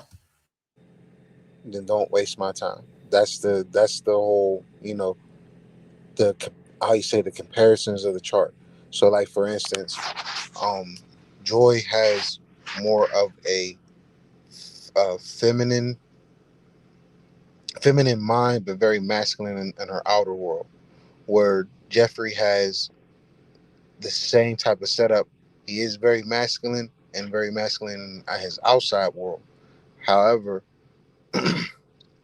he has a very feminine thoughts as well. Like his inner world is very feminine. It's not a bad thing. So I tell people, don't ever take that wrong. When I say feminine, is just more so like that, like that book. Think was it think act like was it think like a man, act like a lady type thing. Right. So it's like in reverse.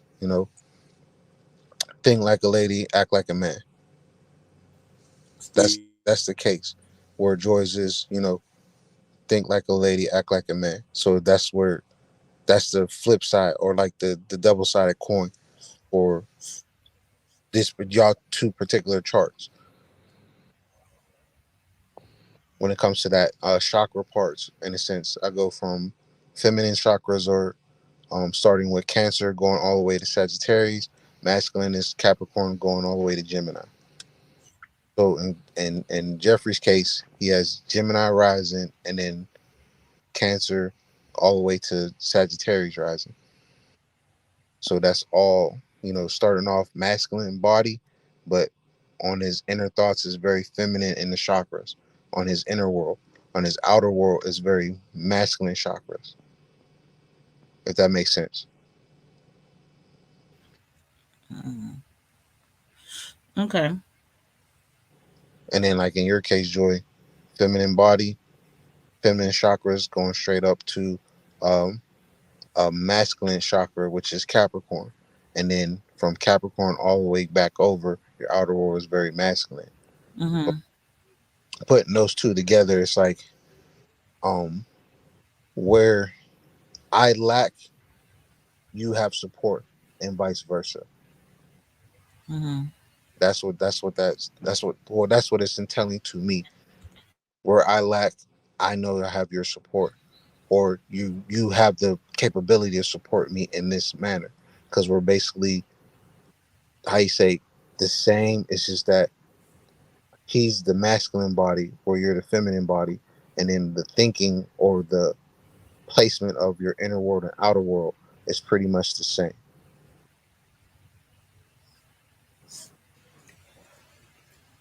Okay.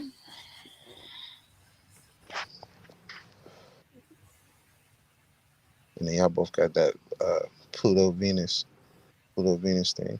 So that's where y'all controlling both of y'all controlling nature comes from. Well, yours is in I think yours is in the third. Controlling nature. hmm Controlling nature. Virgos I've are not observed a controlling nature from him. Could you speak on what controlling, and not well. to imply I do, but I it's like y'all meet him in your world, right?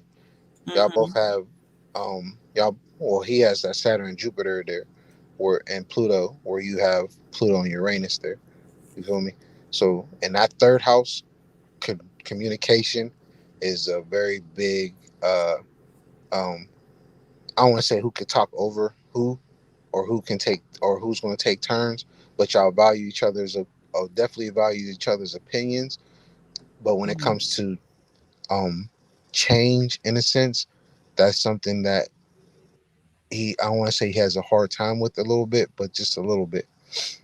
The reason why I say that is because of the all three of the planets that I mentioned, Jupiter, Saturn, Pluto, all retrograde. So it's like, it's that a lot of inner work for himself when it comes to expressing more in the communication way, but it's more so if he connects because y'all both have that Pluto there, so it's easy to connect on it because we're part of that what I always call the Pluto generation. Basically, that's basically what majority of us are as Pluto generation. When it comes to him, you and his world, it's in the sense of the fourth, so it's dealing with home, things of that nature. Okay. Communication in home. So if the communication ain't right at home, that's when conflict arises. Of course.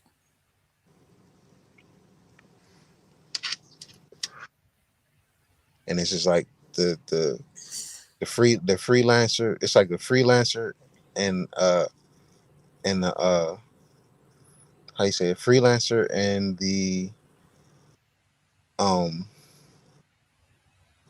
and the it's like all right, I'll put it like this. So I'm gonna make a story. I love doing stories. So for example, Jeffrey is an explorer, right? He's looking for El Dorado. We'll just say that, right? Mm-hmm. So he searched the seas, he searched the space, he searched, the earth itself, and then he took a chance to go out into the deep parts of space, and then that's where he found the island of yourself. On this island, there's a lot of things that he's not able to comprehend, but he has the capability of learning and actually being very successful at it because that's what he's about. It's about if things go in certain parts of his way, on the parts that he knows he can do, I just say just let him do it because all it's going to do is bring conflict. And the reason why I say that is because you know more of what's best because you have a lot of traits or a lot of what they call them skills. You have a lot more. You have a lot of skills that he's not aware of yet, but eventually he will be. And once he starts to learn, then he's going to be very comfortable and wanting to do not necessarily do the same, but it's going to build him up in his area of the things that you are very skilled at. And as y'all work together, build together, and apply your own set of rules, because that's where a lot of people are, when I was speaking on earlier about unconventional, but there's no unconventional in this. It's just more so the respective space.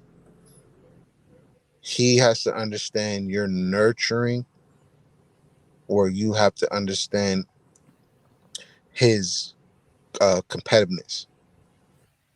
Once those two are meld together, then you're going to be able to understand a shit ton. You're going to understand a shit ton of each other, which is a great thing.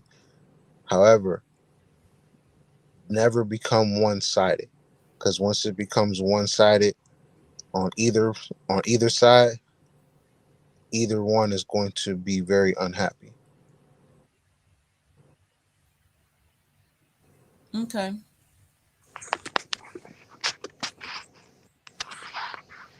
Sister Bell, you have any feedback, comments, questions? No, I'm good for now. Okay. I I know I I also opened the floor to the comment section. Nobody's asked any questions, so they just must be enjoying the show. Shoot. I know if it was one of y'all, I would have lit the comment section up with 50 questions, but okay. and, It's very new to I people. guess it's because there's so much clarity. They probably don't feel the need to. Yeah, they like You it's know. Joy. She's straight. Yeah. All No, right.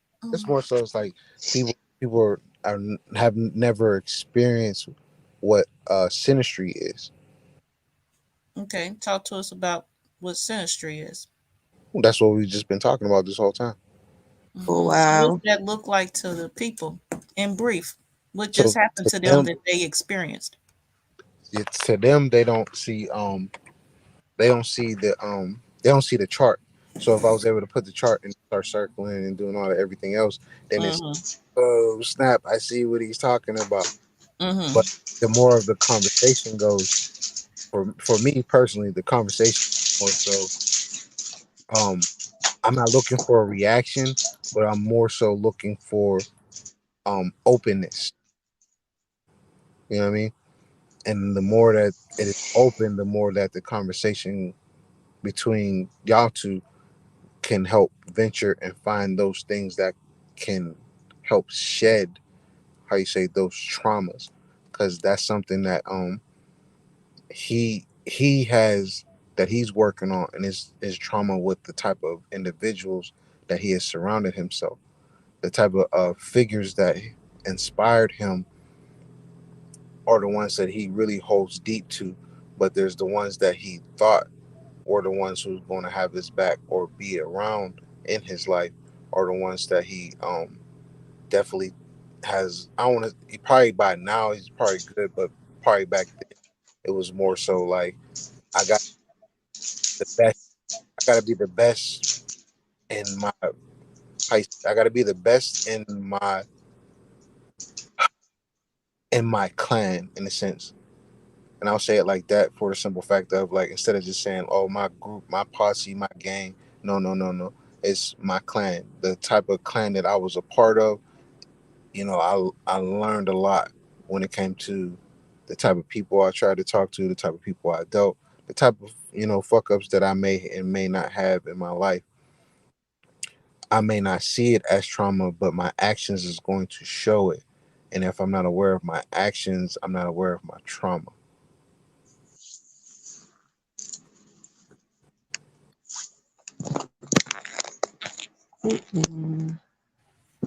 Okay. You what you say? I said that was deep. And you mentioned something earlier about the jokes. Mm. I got a bad habit of having to apologize to her because, and I say, I'm just joking around. I'm just joking, and I'm like, oh man, I done did it again. I'm like, oh, and I try to hurry up and get out the way before she give me that spiritual chop to the jugular. Yeah, yeah. I'm like, boy, I done did it again. Yeah. But finding the great nature in that is the part that I enjoy the most because it's like you're aware. You feel me? You're Mm-hmm. aware of it, and then the more that she gets, I don't want to say used to it, but at the same time, she's going to start to understand the language a lot, Mm-hmm. and then she'll know when you're joking, know when you're not joking, and that's the Mm-hmm. part. I'm not even gonna lie to you. When she realizes the part of you, not joking, I will honestly be prepared. Yeah, what you just said. Yeah, we've been experiencing that. I I have learned. I've been learning the language. Mm-hmm. Mm-hmm. Yeah, Mm-hmm. she been observing me, and I like, For sure. and I'm like, why you watching me so much? I ain't doing nothing. I told him my peripherals work. I I'm be like, why you on it watching me? When I Yeah. ain't because did nothing, leave me alone. because when you one of the things in life, and I taught my granddaughter this, um, Uh-oh. Lulu, we went out one time. Well, it was one of the first times we went. We were out in nature. We were not nature, but we were out in the trees and stuff, pine cones and stuff. She was collecting pine cones, and not knowing how much time I'll have with my grandchildren. Some lessons I'm quick to share with them. So for her, it was observe and focus. So I'm real good of at observing my environments and focusing. And Mm-hmm. that's just me. Um he could just be sitting watching TV. I'm looking at him. There are mannerisms, that I need to be aware of. There will be things that will um provoke him, so to speak, when he's watching a movie. And there are some signs and symbols. There is unspoken communication going on. You know what I mean? And for me, it's like if I watch him. So, for example, he sits a certain way in his chair or like sits up. And then to me, that means he's about to get up and go to the kitchen and get himself something to drink. So I will be like, you want me to grab you something while I'm up? You know what I mean? So it's not like I'm watching him to make a mistake and, oh, I'm about to get you. It's just that I'm observant. I really just say I miss a class that I took a few years ago, and observation is key, and so is focus. And again, that is something I brought the Lulu story in the nature, because a lot of what we don't know or we do know, the classroom is outside. It is nature. So yeah, I do observe my surroundings, and I'm very focused when I do it. There's a lot to learn. And we are nature. So yeah, I'm gonna watch people. Like when I'm with Ramutef. I've run when Ramutef, we've been working together for 2 years. Ramutef got some little some quirks, so to speak, some body language. And when he does it, I know what it means. We're speaking without the words, which is definitely a destination of mine. This English, they can have it. You know what I mean? So for example, when we are at events, there's this type of stillness that happens around me. And I look both ways. And most times when I just look the one way, I see what it is. By the time I look the other way, yep, it's Ramutep staring there with a damn camera about to snap some pictures. I'm like, hold up. You know what I mean? So just over time, yes, people should be aware and observe and focus. And with all that being said, there's some things actually Jeffrey got the head start on me, and he was able to observe and watch and focus on me through my platform before I was able to observe and focus on him. So I'm just catching up. I got some things to do, and I'm working on myself in the process because I don't want him to feel uncomfortable. So I'm working on how I deliver my observations. Ramutef, you still with us? You have any feedback? You want to share something? No, I want to listen to more. That was good. Thank you. Okay. And I noticed when we at the gym, she watching me. See what I'm looking at. But I got a bad habit of looking around, feeling the energy, like I could feel energy. So it made me look paranoid. So I'm looking around, look like I'm going crazy. Yeah, I told him at the events he would be great. He would look like my security. Looking around. Yep, but actually, let me go to another part because while Ramutef is doing what he is doing right now.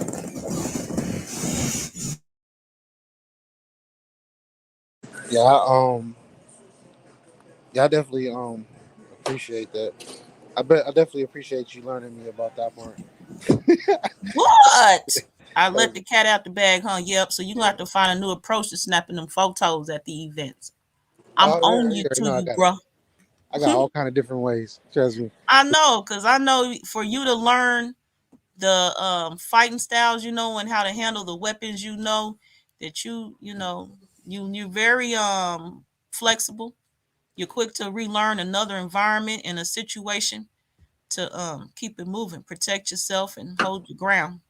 Hold Mhm. your stand your ground. One of my greatest blessings is learning how to adapt. That's one of my That's greatest what I was looking for. Thank you. one of my greatest tools about myself that I've learned is that I can adapt to any situation on the fly because I say it's like seeing through the future. There's an example, right? I'll give like people insight on myself. So there's this recent anime came out like a couple years ago. It's called Joten Taizen. It's basically called Zodiac Wars, right? But it's dealing with the Chinese zodiac. So there's a particular one which is most people who were born under um the sign or the how they say the age of not even the age but the year of the rat, right? I was born under the year of the rat as well as born as the rat. So in that series, and then spoiler alert, the rat wins. Why? Because he has this ability to see 100 possibilities in 1 second. So he's able to adapt to any situation within 1 second. For myself, it takes like 5 minutes, but still, those type of qualities is certain things that people should want to know about themselves because it also helps them in their relationship. Not even just, in this particular conversation of relationships and courting and dating, but I'm talking about any type of relationships that you have with people. Seeing past certain things is always noted, but at the same time, if it's going along something that you're not vibing with, I don't want to say not deal with it, but you can confront it, and if you don't see it going anywhere, just leave it where it is because it's basically dead to you. That's just like from my personal endeavors about me. Is just know that if I'm around, I'm easy. I can, how you say, my presence changes the atmosphere, and then my mental placement of a lot of things is working towards, what is the best outcome? Do I feel like being in a great mood today? So what do I need to do to change this whole atmosphere of wherever I'm located at, or just just talking to folks and things of that nature. Those are the type of things that are like how you say my own personal great qualities about myself. When it comes to relationships, I can easily adapt to whoever I choose, but at the same time, it's about my personal thing is that whole controlling nature that I control relationship, even though we're supposed to be a union, but behind the scenes, I'm the one that controls it. That's something that I know I have to work on personally. But everything else about me is just like very on point. But that particular part is something that I recently just found out because I'm always growing and always learning and always studying myself because at a point in time I did not know so, and at this point in time I'm knowing so. I'm not going to just say I know thyself all 100%. I mean, I kind of do, but at the same time I'd rather experience it than to just know off rip and then just be nothing.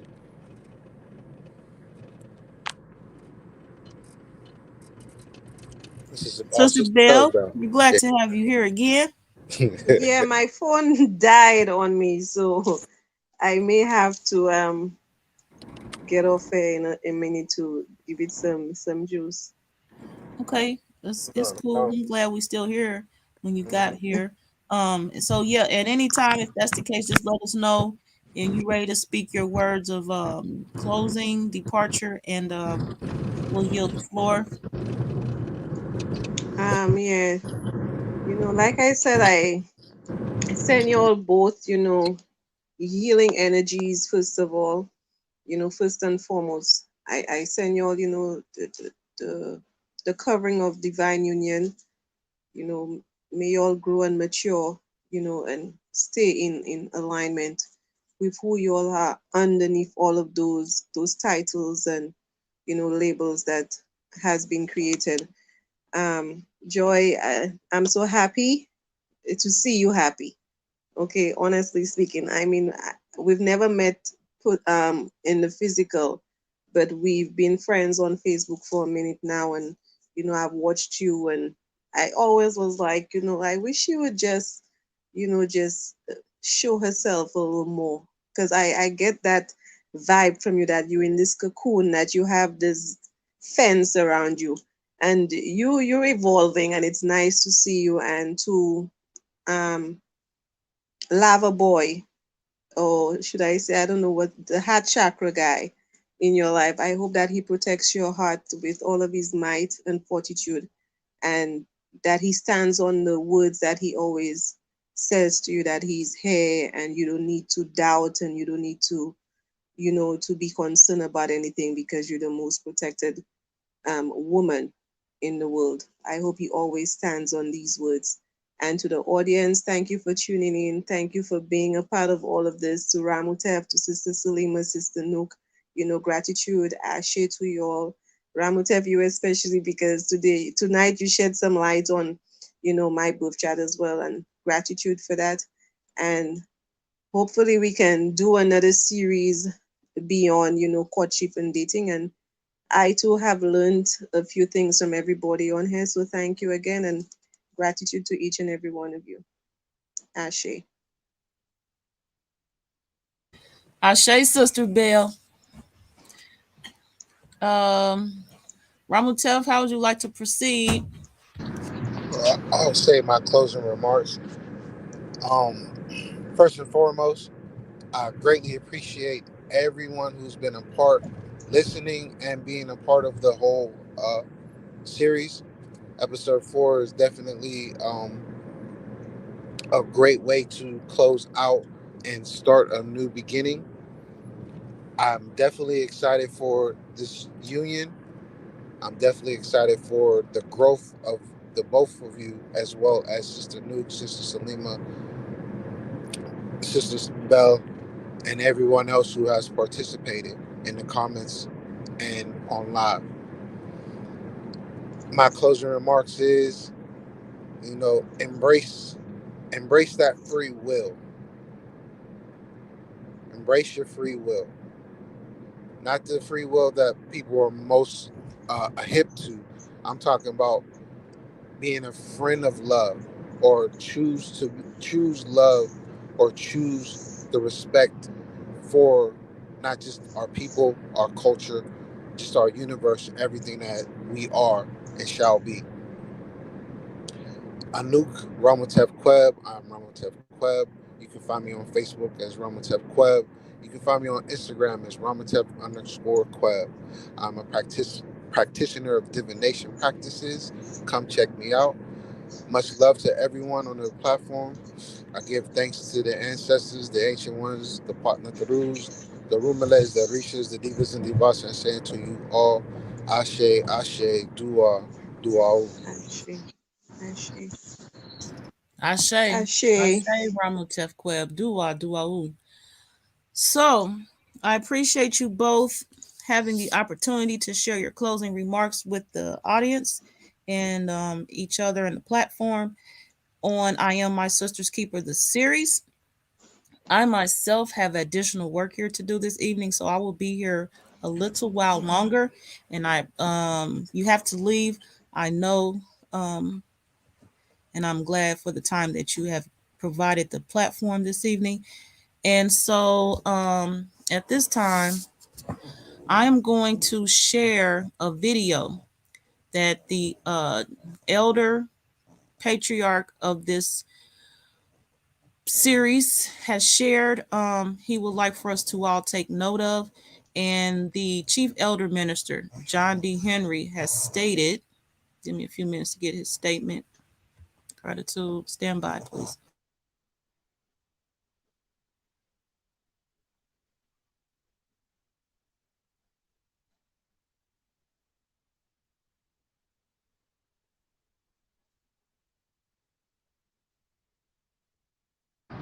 Yeah, I definitely enjoy that. I learned so much in in these few weeks that we have had. Like literally, just been working on a lot of parts of myself, because I know I need work in certain areas, but because I always view myself as perfect, and my perfect flaws and my perfectness. I've always been that part, and I always been that way. I don't see a lot of things negative. I know one thing for sure. I have. I know for a fact I need to work on not seeing so much of my partner's flaws, because my whole thing is that the flaws that I'm bringing out, I'm not saying it to be more, judge. I'm not saying it in a judgmental way. I'm just showing that there's certain behaviors. If you're telling me that you want to change, my thing is that I gotta make sure that um, I need to leave people alone who are not willing to change. I also got to stop dealing with people that I truly don't like. Stop getting in relationships with people that you really don't like. That's not just my own personal endeavors, but that's for anybody else that's listening. Like if you have someone that you truly don't like, but you got in a relationship with them, that was a very bad choice. That's just my opinion personally.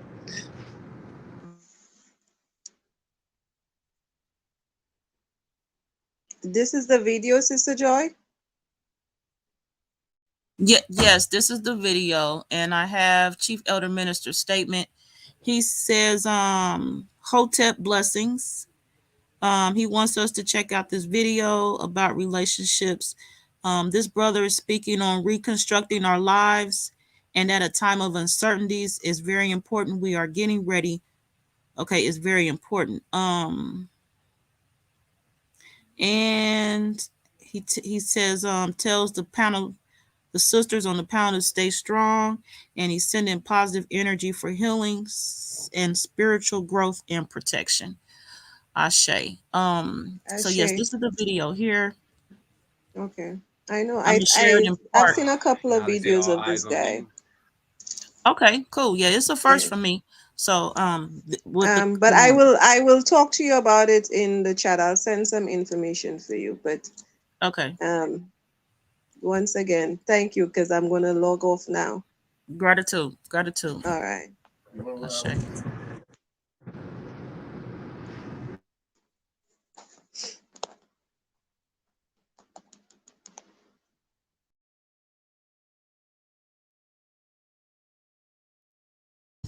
All right.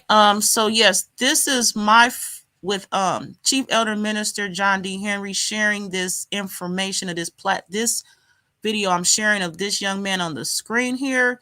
This is my first awareness of him, so I definitely look forward to Sister Bell sharing what she is going to provide with me to me. And I'm just going to play this video in brief. It is called The Perfect Relationship. It is on YouTube, and some point I'm going to share what channel it's All eyes on are so you can definitely on check it out in everyone its here. entirety.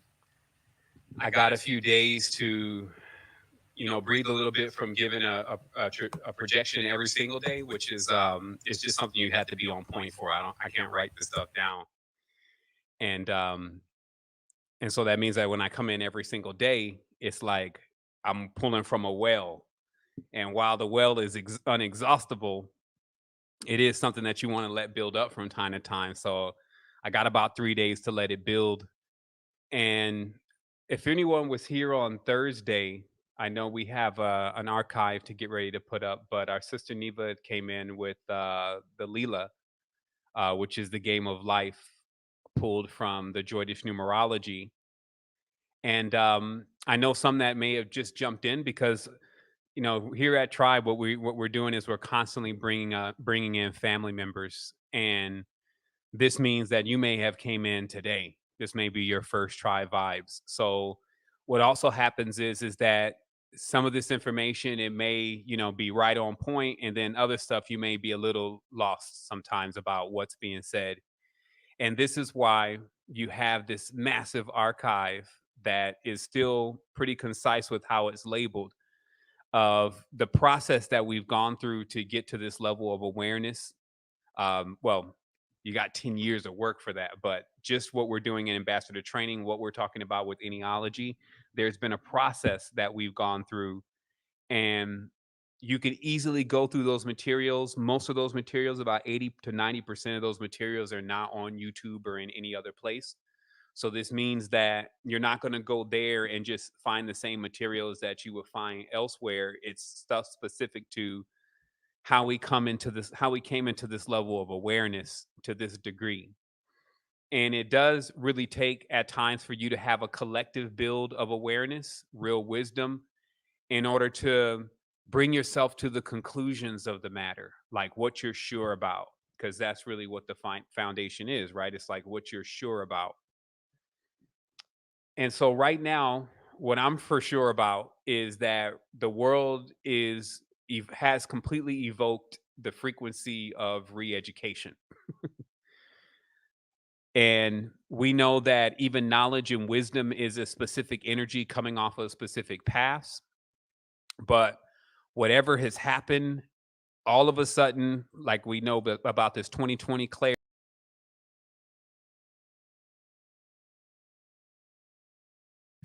All right, everyone. So that's that video in brief. Ramotef has shared his closing statements. And again, I am Joy Allen. My platform is Karmic Dynasty. I am honored to be a part of the I Am My Sister's Keeper, the series, the Courtship Attracting Commitment series. This is episode 4, the final episode of this series. The creators are myself, Sibyl Ramutef Queb. I appreciate you, and the mother matriarch Salima Ellis herself. I love her and appreciate her as well. As always, we speak positive affirmations to you all respectfully.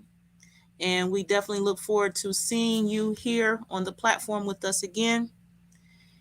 And I appreciate everyone's support of my time in the hot seat.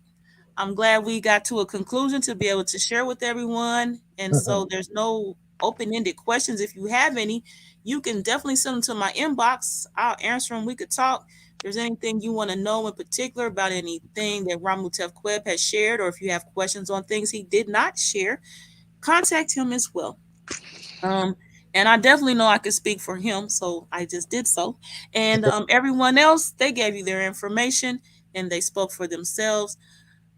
I am out of here. I have things to do. I gotta actually get ready, run down to the car and cut out. So I got getting a warm car, not a cold car. So Yeah. I will see you all in a few days on Karmic Dynasty. If you come over there and see me on my platform, Ramutef Queb will be stopping through visiting as well. Ramutef, anything you want to share before we leave here, sir? No, everyone have a great night, a great day, great week. Definitely build on those opportunities that are coming our way. And love, peace. Peace, peace, everyone. Peace.